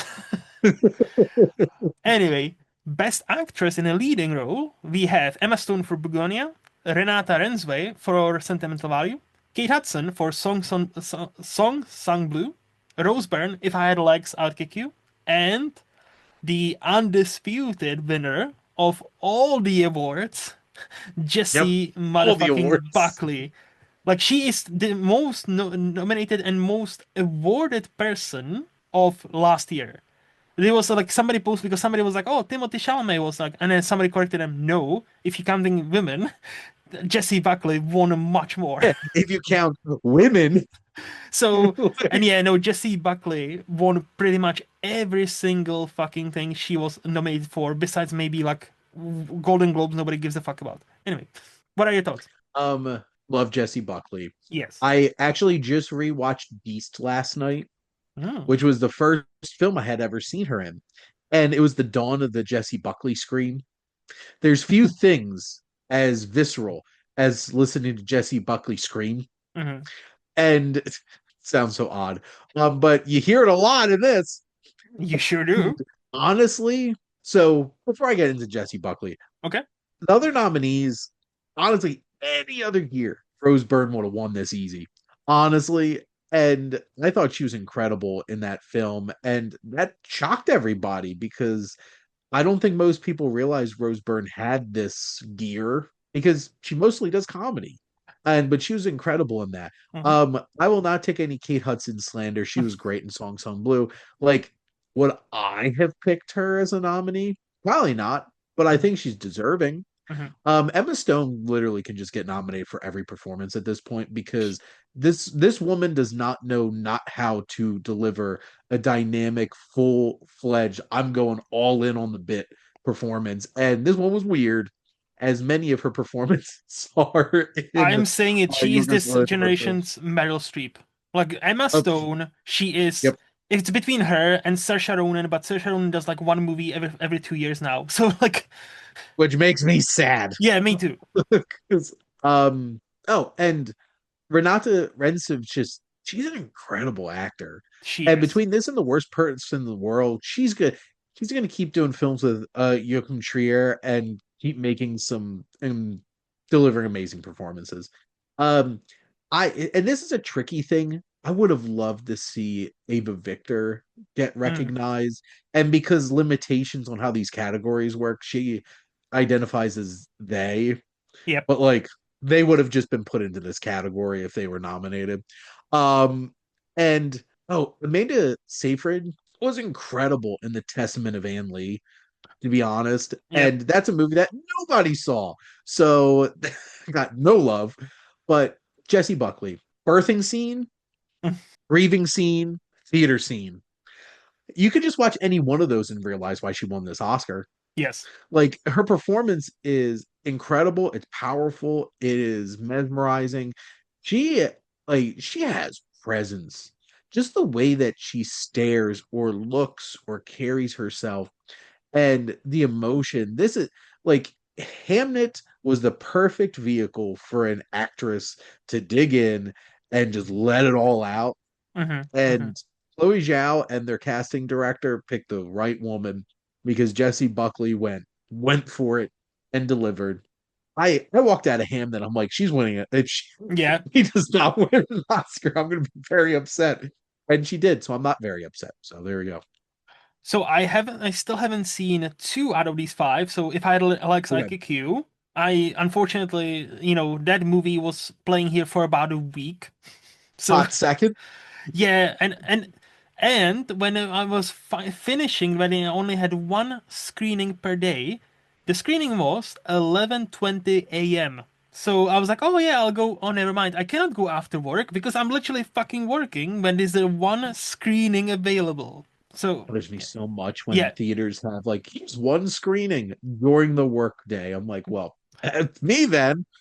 yeah. So And I haven't seen Kate Hudson's Song Sang Blue, so I hear decent things, so I'm not gonna say anything. But yeah, this category, Jesse Buckley, as much like I'm not as high on Hamnet as many people are, but I cannot deny Jesse Buckley. Like she is a tour of force in that movie. She like there was it was a one woman race the entire time, pretty much, it would seem yeah, like. and and yeah, I cannot like I was so it's happy the for only her. one that was like one of these four acting categories. This is the only one they're like, well, Jesse Buckley's winning, but I don't know what the hell else is happening. Like pretty much, yeah. And then, like so she's also the first Irish woman that apparently win like won an actor or Irish actor in general. And I'm like, that's weird. Well, Really? actress definitely because Killian Murphy just won. Well, yeah, duh. Uh, Sorry. Yeah. so but no, like, Yep. and I saw somebody on the internet being like, he knew she was gonna win. She's won every other award. That crying when she won was insincere. I'm like, you son of a bitch, I'm gonna find you. I'm like full blown taken. Yeah. I'm gonna find you. Like that, like her speech, and yes, I love just listening to her talk in her Irish accent. Yep. Um, But no, like all the well, there wasn't a acceptance speech for the last one we but like this acceptance speech was beautiful and so emotional and like it reminded me a little bit of like Olivia Colman winning, Yes. except Olivia Colman was Olivia so Colman was big. like, "Oh, they tell me to speed it up." No, no. And she kind of flipped the camera. That's how you do your speech. That's so great. No, I think Jessie Buckley, if she chooses the right movies, I think she's here to stay. I think she is here to compete, and she is like I would not be surprised if she in the next 10 years becomes, hey, that is like, this is an actual next Meryl Streep right here. Like she has the Well, chops. well, I mentioned Beast, but it was Wild Rose, where she's an aspiring country singer Hmm. that like hooked me. I'm like, this woman is amazing. I love her as an actor, and I can't wait to see her do more things. And Hamnet was the right movie for the right actor, Yes. and it clicked.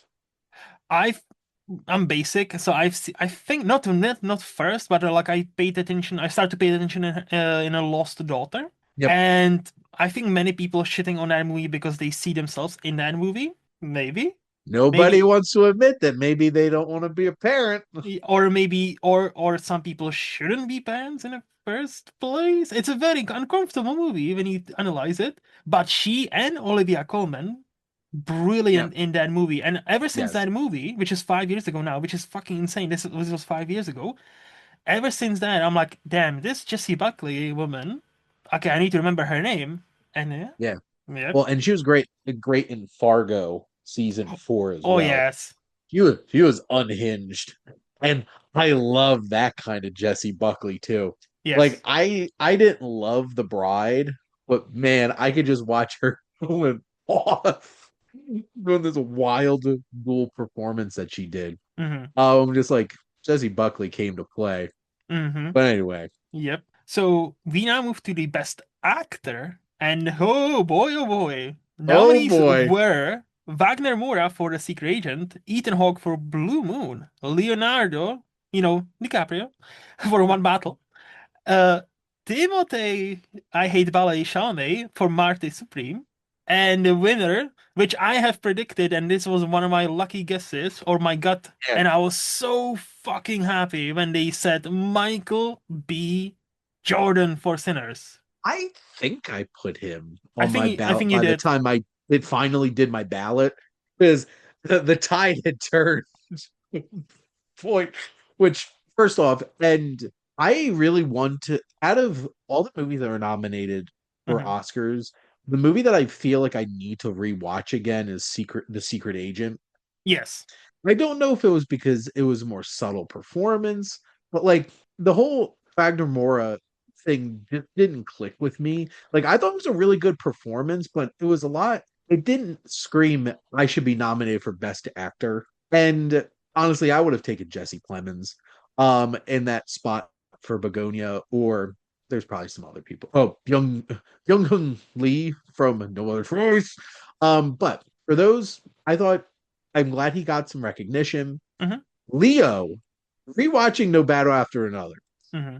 Just this is the thing. It is almost a purely comedic performance Yep. for him. Yep. Yep. The movie is not, Hmm. but for him, that's almost a purely comedic performance. And people need to get past the fact that like you need to actually be good at acting to be funny in a movie Hmm. and sustain that. I think it's well deserved. He obviously didn't give a crap about winning because he did not campaign at all. Yes. But he was just along for the ride. And I've been upset if he won, honestly, because it was such a fun performance. But it's certainly not what I was rooting for. Crap, who am I missing? Ethan I'll Hawke. get to yes, that made me really happy because Ethan Hawke is an incredible actor, and despite the fact that my wife and my brother both hate him, Why? it's one of those things where like I don't think they 100% know why. There's Oh. just something about him that they just this is Hmm. warming up to him though.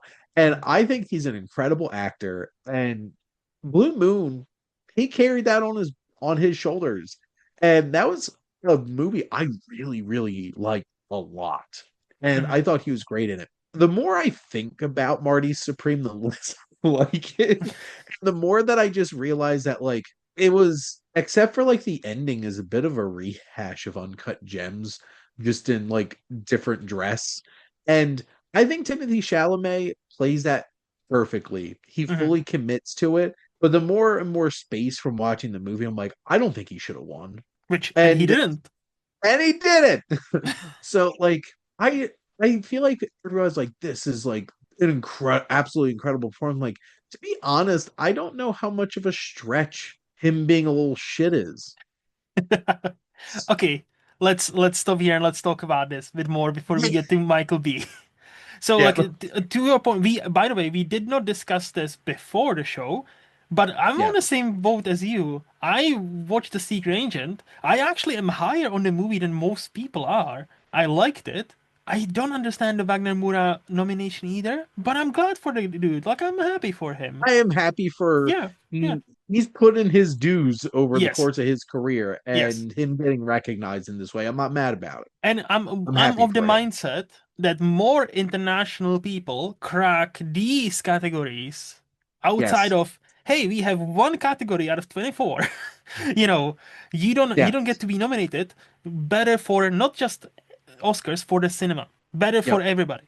But yeah, Ethan Hawke, so Blue Moon is the only movie out of this group I haven't seen yet, but Okay. everybody who has tells me this is the movie Ethan Hawke should have won an Oscar for.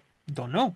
I never seen it. I only seen the clip of what he obviously played in the Oscars, and it seemed like, damn, that makeup job was fucking phenomenal. I don't understand how that wasn't nominated on Ethan Hawke.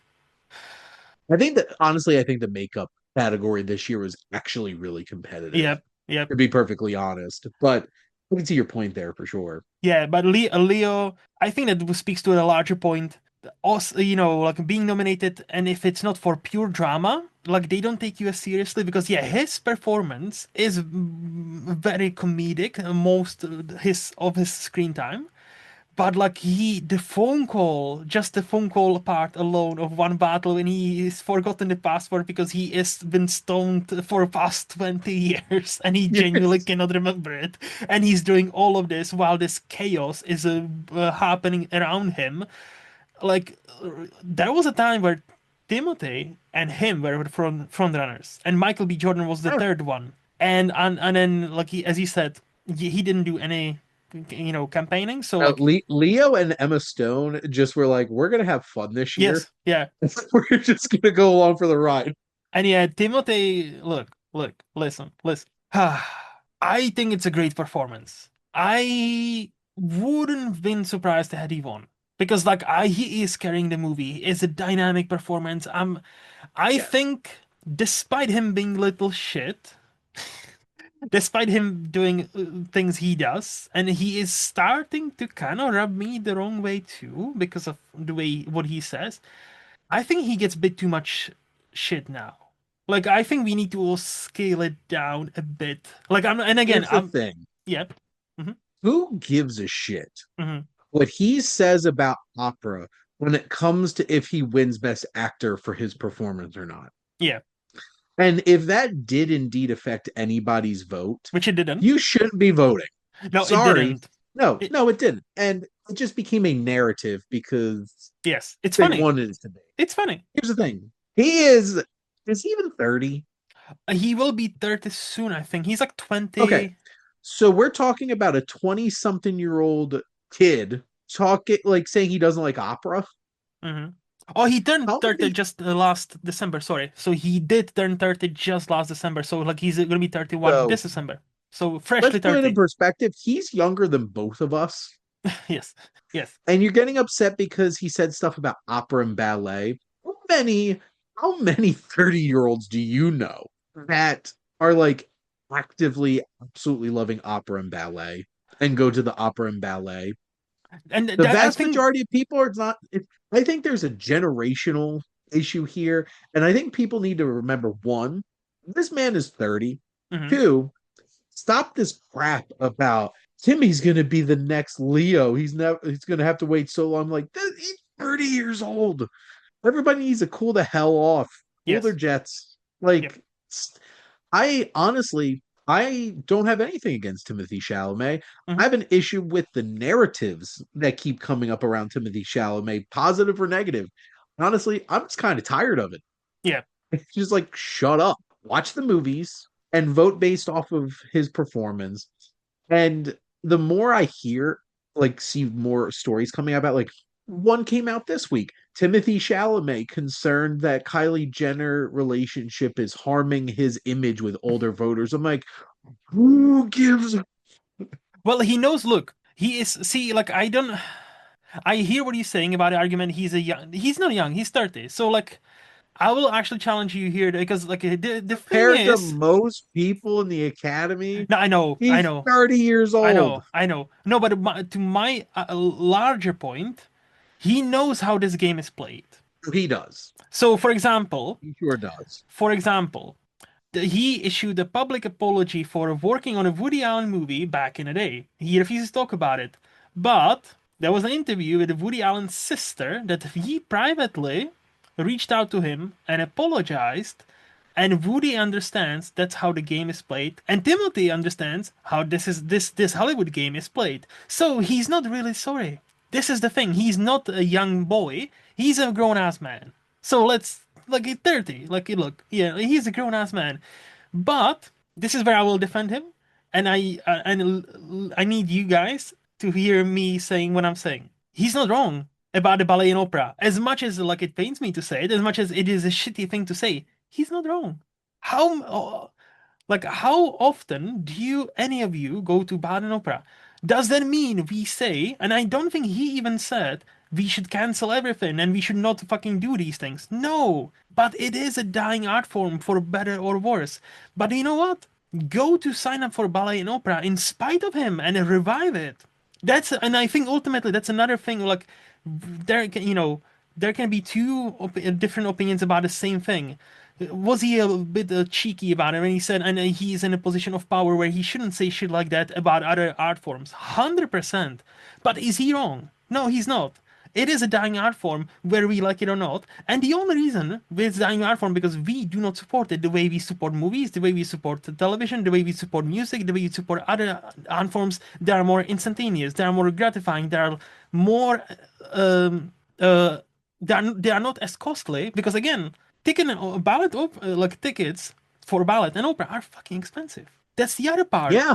So like make it like so it's not just oh you need to be top 1% to fucking go see an opera. Well, And maybe it's not gonna be yeah, they're elitist yes. forms of art to begin with because there's economic barriers. So So like, if you don't want it to die out, maybe make it less elitist and don't stop being mad at Timothée Chalamet for like you can be mad at him for many other reasons. But like like he was saying the truth even though he like there is an unwritten rule in Hollywood. He I think he's learned this here because this comment I will make a prediction will haunt him for at least 10 to 20 years. I think there will be still a cheeky journalist 20 years from now. They will ask him, "Do you still believe that by what you said back in 2025?" This will haunt him for well, some and time. if that comment affects his chance of winning an Oscar, then shame on the people voting for the Oscars. And also, I know it didn't because apparently he said it or it was released the Yeah, same after voting day. was done. Yeah, the same day was closing. So like basically there would have been like hour and a half left. From what I understood, it was like hour and a, so it barely swayed. I don't think it barely swayed anything. If anything, now we should talk about a winner because I have a theory. The unfortunate BAFTA incident, I think it might have swayed the thing for Michael B. Jordan. I genuinely believe Sympathy wise. yes, and not because he wouldn't deserve it. Again, let me say it loud and clear because this is the internet. I was rooting for him. I put him on my ballot because I thought he should win. Michael B. Jordan. 100%. And so He did therefore, two amazing performances, two times as exact many as anybody else nominated. the math is there. Yes, Shane is right. And therefore, I was rooting for him the entire time. What I'm saying is the BAFTA incident happened just before, or when the nominations were still pouring in, when the votes were still pouring in. Can I see maybe 50 people swaying their vote because of it. And I also, on top of, oh yeah, and it was a great performance, I can. And this is why I would love to see, maybe not the following day, maybe not the following week, but maybe like the following month, give us the results. Academy, give us how close it actually is. Because like this year, if it was double digits between him and Timothy, I would not be surprised. Like genuinely, I wouldn't be surprised if this was like double digit difference between him, I'd Michael B. Jordan winning. love to know the Same, voting results. Because same. the only voting result that we do know is two short films got the same amount of votes. I was gonna say I don't know where We you're got a going tie. with that. Yes, the tie. Yeah, but yeah. One quick Mhm. thing before we talk up Michael B. Jordan. I would like to live in a world where famous people don't have to apologize for having opinions about things. Like, why does John Bernthal have to apologize for making comments about naps? Or Jesse Buckley hating cats. Like, what the shit? Yeah. Like, what? Like, am I gonna get canceled and have to send out an apology because I say, like, I hate condiments? How I dare don't use you? condiments. How dare Like, you? I don't use ketchup. I don't use mayonnaise. I don't use mustard. I don't use condiments. And in some weird, stupid way, I would say that in an interview, and people would be like, well, the people who love condiments are very upset. Like, The ketchup I'm not people are after apologizing. you. The condiment king wants to come at me. Yes. It's so stupid. He shouldn't have to apologize for having thought about that. Hmm. And if you hold that against him, then you shouldn't be voting Yeah. because Yeah. this is supposed to be about performances, not if you have the same interests as somebody. But anyway, Yeah. Michael B. Jordan delivered an incredible dual performance in this film. Hmm. And I am taking crazy pills because I hear people being like, well, they had the same voice, they looked the same, and like they acted the same. I'm like, Because they're twins. they did one, they did have different voices. They had different how they spoke was literally different. Yep. And I'm like, I but some of the discourse around Michael B. Jordan's performances has been infuriating me because I'm like, did you even pay attention to the movie? Nope. If you literally think that they're the same exact performance because they're not. They're from every little detail, from their facial expressions to how they carried themselves, how they spoke, their attitudes, how they reacted emotionally to different situations, and all of it, the physicality of it all. Hmm. It's incredible. I walked out of Sinners. I'm like, I want this man to win an Oscar. Yes. And that was a year ago at March. this point. Yep. And it made me so happy that he did. And that speech up there, it's like, yeah, it was a little long. And it was so satisfying seeing Adrian Brody behind him. It's like, this is how you give a long speech that's actually meaningful. Yep. And like, just, it was a beautiful moment. Such a Hmm. beautiful moment. And it was so sincere and earnest. And you could feel him trying to like hold it together as he was giving his speech. I'm just like, this man deserved it 100%. Like and again, earned it. earned it, deserved it. Michael B. Jordan, like even minus the Timothy Chalamet stuff, even minus anything, like I was rooting for him ever since I saw Sinners. And when I rewatched Sinners, I'm like, damn. Like yeah, Timothy Chalamet will probably win for Marty Supreme. I cannot be mad, but Jesus Christ, Sinners, this performance is a great one, and I don't understand people who don't see it. I don't, but okay, it's fine. Like art is subjective, but no. So like I was so happy when he won. I was like because I was genuinely so ready for me to go another one wrong on my gut, and then Timothée Chalamet gets it because he was still the front runner even though it was like tight. So I Yeah. was like, yeah, this is Timothy. And then when she announced Michael, or he announced Michael B, I was like, oh, yes. I was so fucking happy. I was like, I was the happiest. Like that was still up at like 2 a.m. So yeah. We will move to the best directing. All right. So nominees were Ryan Coogler for Sinners, Joachim Trier for Sentimental Value, Josh Safdie for Marty Supreme, Chloe Zhao for Hamnet, and the winner, PTA, for One Battle After Another. I thought all of them were very deserving. Mhm. If I could make a switch, it would probably be Park Chan Wook for Yes. Trier, probably. This is a hard one for me because, like, I think all of them are deserving Hmm. of this nomination, and I just no other choices. Still, I'm still bitter. Yes, Um, I same. really wanted Ryan Coogler to win this, but I'm not mad that Paul Thomas Anderson won, and especially because, like, he's one of out of all the filmmakers that have come out of the independent film movement of the 90s, like Hmm. late 80s into the 90s, Soderbergh and Tarantino and Kevin Smith and Dave Fincher. Like Paul Thomas Anderson is an incredible filmmaker and he directed the hell out of no one battle after another. Yep. It was an impeccably put together film Hmm. and it worked really, really well. And it was a great moment to see him recognized for that for sure. Hmm. So I don't think I have anything else to add. Like we all seen it coming. Like, I was also rooting for yes, Ryan Coogler because I thought, yeah, I just thought it would be so great to see Ryan winning on a directing scale, like, that front. But I'm not mad. PTA is PTA. He finally got his well-deserved Oscar, and yeah, like that's it. That is just like I don't have anything else to add. Like this was like one of those like we know who's winning. We know like we can wish one other person wins, we but can hope. we all know who's winning. That was one of the categories like we It all know. wasn't quite a Jesse Buckley lock, No, but like it was pretty darn close. pretty much, yeah.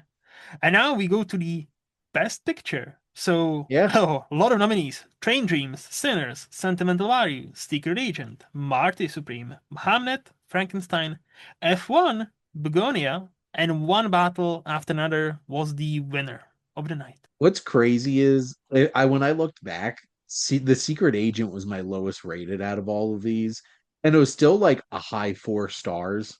For me, it's It's like, Begonia, but also like it's also 4 stars, so like it's a neck and neck. oh yeah, I think I gave Begonia. I had to double check that one. Both of those were like there, But and then solid. yeah, and I gave F1 a 4.5 because honestly, that was Same, like same, anybody who got upset F1 got nominated. I'm sorry. Also like honestly, Joseph Kaczynski for directing. He directed the hell out of that movie, and he's a really talented filmmaker. It's just he has a lane, and we hmm love to see him. Like we love seeing his films in that lane, you know. But like F1 was such a great time at the movies, hmm and honestly, after rewatching Train Dreams, that got real close to being real at the top for me. Like that's such a beautiful film. Hamlet's up there. The rest of them, like these were all for the most part 4.5 movies and above for me. Yep. But at the end of the day, it should have been the generational film that is Sinners. That's gonna define like I Luke, it's so funny because I come home from press screenings and usually Jess is in bed waiting for me to get home because most of them she goes to bed at like 7 o'clock. So I'm Yep. getting home and I'll tell her a little bit about the movie that I saw and go do my business, like recording and stuff like that. I said, I watched something truly special tonight. hmm Those are my exact words when I came home from my Sinners press screening. hmm hmm Because I knew I walked out of that movie, especially the little coda at the end. Oh yeah. At li- After that, I'm just like, this was special. hmm hmm And where I saw so many people say One Battle After Another is the movie of the decade. I'm like, no, Sinners is. Um, but no, Same. One Battle After Another is an incredible film too. I'm not mad that it won. It was very high on my list too. There's some other ones I would have loved to see. Like, I'm so perplexed about the shutouts of both No Other Choice and Wake Up Dead Man. hmm Neither of those make any sense to me, but whatever. hmm But good for One Battle After Another, good for PTA. And, it was a much more overtly timely film, especially with, like, it's like Sinners has a lot of things in it that are resonant today. It's just, One Battle After Another put immigration at the forefront of its story. And that's something that speaks to a lot of people right now hmm with ICE and these containment camps and the movie takes place even like years ago. Yep. and it still feels uncomfortably relevant today. So I'm not surprised that it won, and I'm not mad that it won.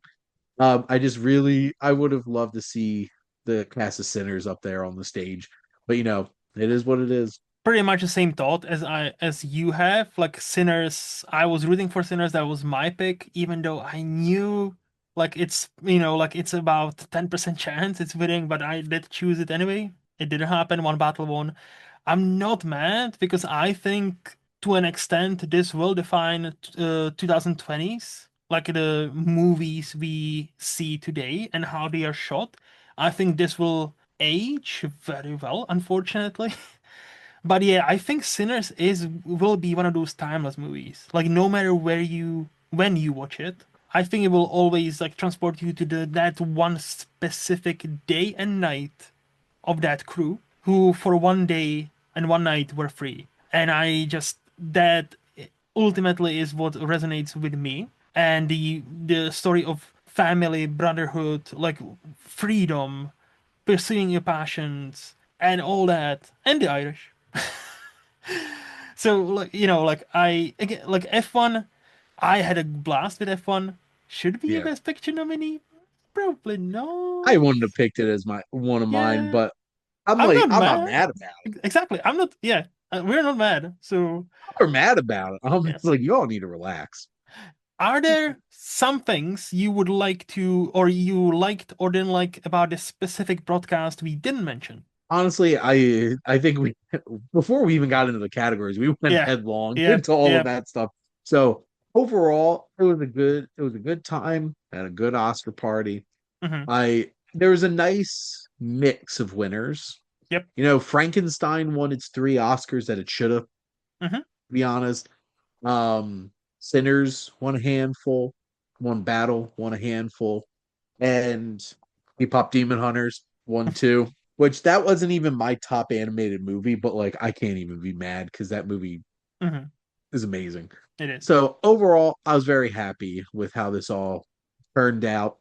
And looking to a 99th Academy Awards that if things turn out like people are anticipating, it is going to be a battle of behemoths. But again, And we it's we we shall not speculate. no, it is too early because Yes. it is March 21st as we're recording this. We got like 11 months before the next Oscar ceremony. So, Yes. Yes. but all I have to say is, you know, the book on 2025 has closed for now Hmm. until I inevitably go onto the Sip Pop writers room and have to recalibrate the Oscars next year. Yes. Um, but there's so many movies I'm looking forward to in 2026 and have really loved, honestly, so far this year. Yeah. So, Yeah. yay, So far, movies. no, so far the movies we've gotten were pretty good. You know, the fact that we are like, only quarter of the way, but you have at least three great movies that have come out. At least, and I haven't seen them all. You've seen them, obviously, you've seen them all. But like, I haven't seen like I only like I know like Send Help, The Bone Temple. I still haven't seen Project Hail Mary, but I hear amazing things about that, so I'm gonna go see Yep, that soon. But love that. yep. But yeah, But no, I was gonna say I would just want to reiterate: do not cut off people when they're making speeches, please. If we need to sacrifice the quote unquote comedy, okay. If I want to watch a comedy, I'll tune it. I'll put on Netflix and choose one of the 10,001 stand-up specials they have on their platform because even Shane has one. Like, oh, everybody has one, and it's on Netflix. Like, Jesus Christ. I'm So not even that funny. well, you can host the Oscars, or you can present the Oscars next time. You'll fit right in, Shane. I can do a lot of impressions, though. That is true. That is very true. No, but yeah, I think that's basically a wrap on the Oscar talk. Before we say our quick recommend, we do have a bit of announcement, and you were hinting at scaling down, Shane. So, Yep. do we have an announcement? So I will not be on every episode of this podcast. Mm-hmm. As long as like I'll certainly be on here with Luke every other episode, and if I can swing coming on when we have an added guest, I will. I'm trying to I'm burnt out. Yeah. I'm tired. And I've been doing this movie stuff for 10 years now, and I think it became too big for having a full-time job and a part-time job on top of doing all these things. And I need to get healthier, I need to Hmm. lose weight, and I Hmm. want to start a family. Hmm. So there's things on my plate that I'm going to be figuring out, but I will still be here, but there will be episodes where it's Luke uh driving the boat with a guest on. Yes. And as much as it pained me at first, I was like, I understand. I get it. I get it.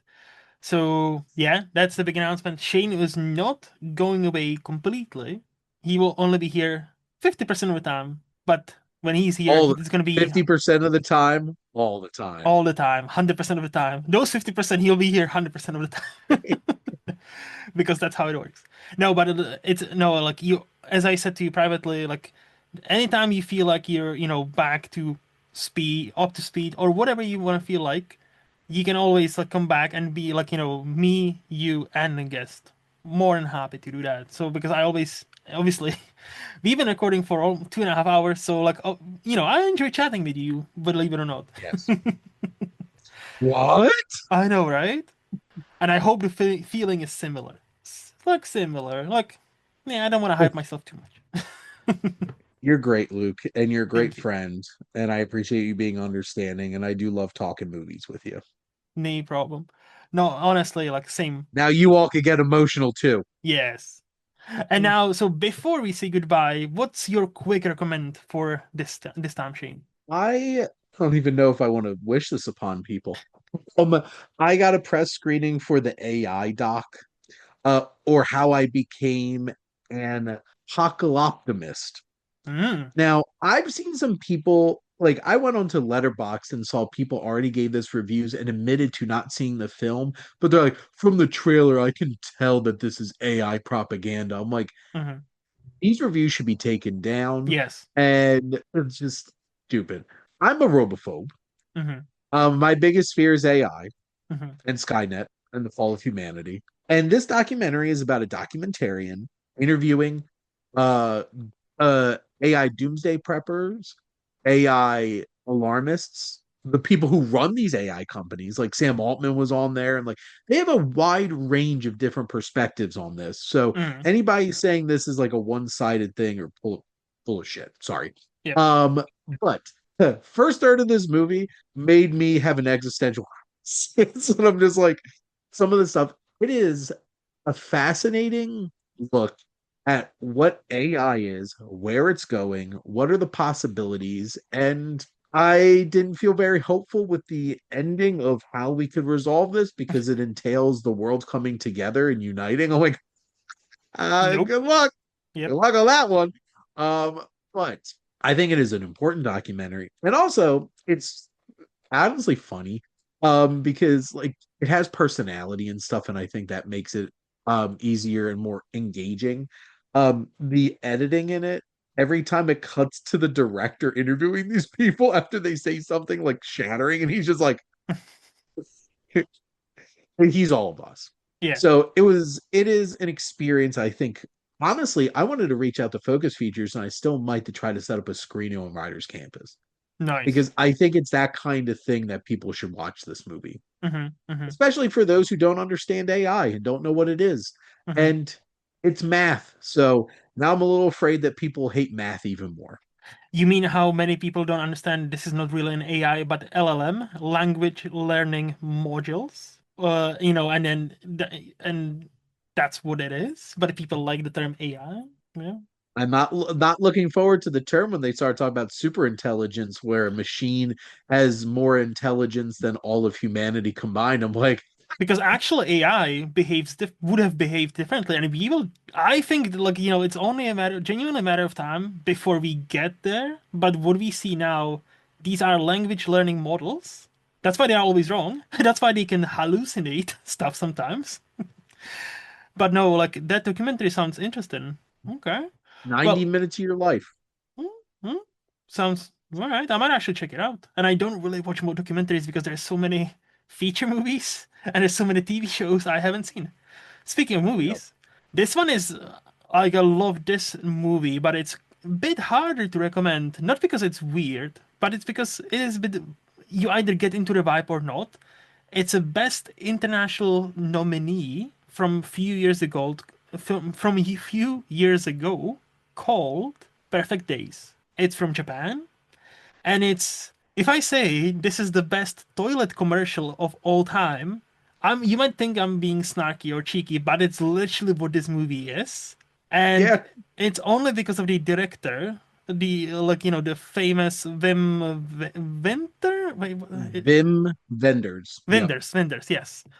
He makes this into this philosophical drama about, not even drama, it's a philosophical thing about life and how you can live your life and how you can choose to step away, and if stepping away from life is the good thing to do or how it might look. And there's a moment at the like halfway through the movie, and there's a moment at the end that will, I think that if those don't work for you, this movie will not work for you. If the ending does not do something to you, it will not work for you. But it's You a mean one of the greatest needle drops in the history of cinema, Luke? yep. Because it is. Yeah, I know, right? But it's such a great movie. It's such a it's slow movie. It's very vibe oriented. So like if you need to look into that vibe, there is little to no dialogue. And if there's a dialogue, it's a Japanese movie, so it's in Japan and Japanese, so you need to read subtitles. But please, people, read subtitles. And it's a beautiful movie. It, it needs to be like I know it sounds pretentious as fuck, but this really needs to be experienced, and you cannot watch it. You need to experience it, and if you get into that zone, I think you will have an absolute blast. Even though the film is not necessarily a happy movie to watch, but in a way, it kind of is, depending on your life view and how you perceive life and what life is or means to you. So I would recommend that. Perfect Days. It is an incredible experience. Hmm. And it is such a beautiful film. And it's so weird. It's like this is a Japanese film from Vim Vendors. Yep. Um, from Germany. No, just a German in Japan. Yes. So there you go. But no, it it is one of those types of films that it's hard to recommend to the quote unquote normies out there that are just like watching mainstream Yep. cinema Yep. basically. But God, it's such a beautiful film. And is that A24 Neon? I think it's Neon, but I don't quote me on Well, this. I don't recall if it got released yet, but then I'll be getting it on Criterion. Mm. So there you go. Eventually. Yep. But no, yes, those are two of our recommendations. So thank you for listening to us. As always, this podcast is part of SPDM Crew Podcasting Network. And yeah, this is the end. So from me and Yes, from Shane. from Shane, we say goodbye and talk to you next time. Bye bye. Bye-bye.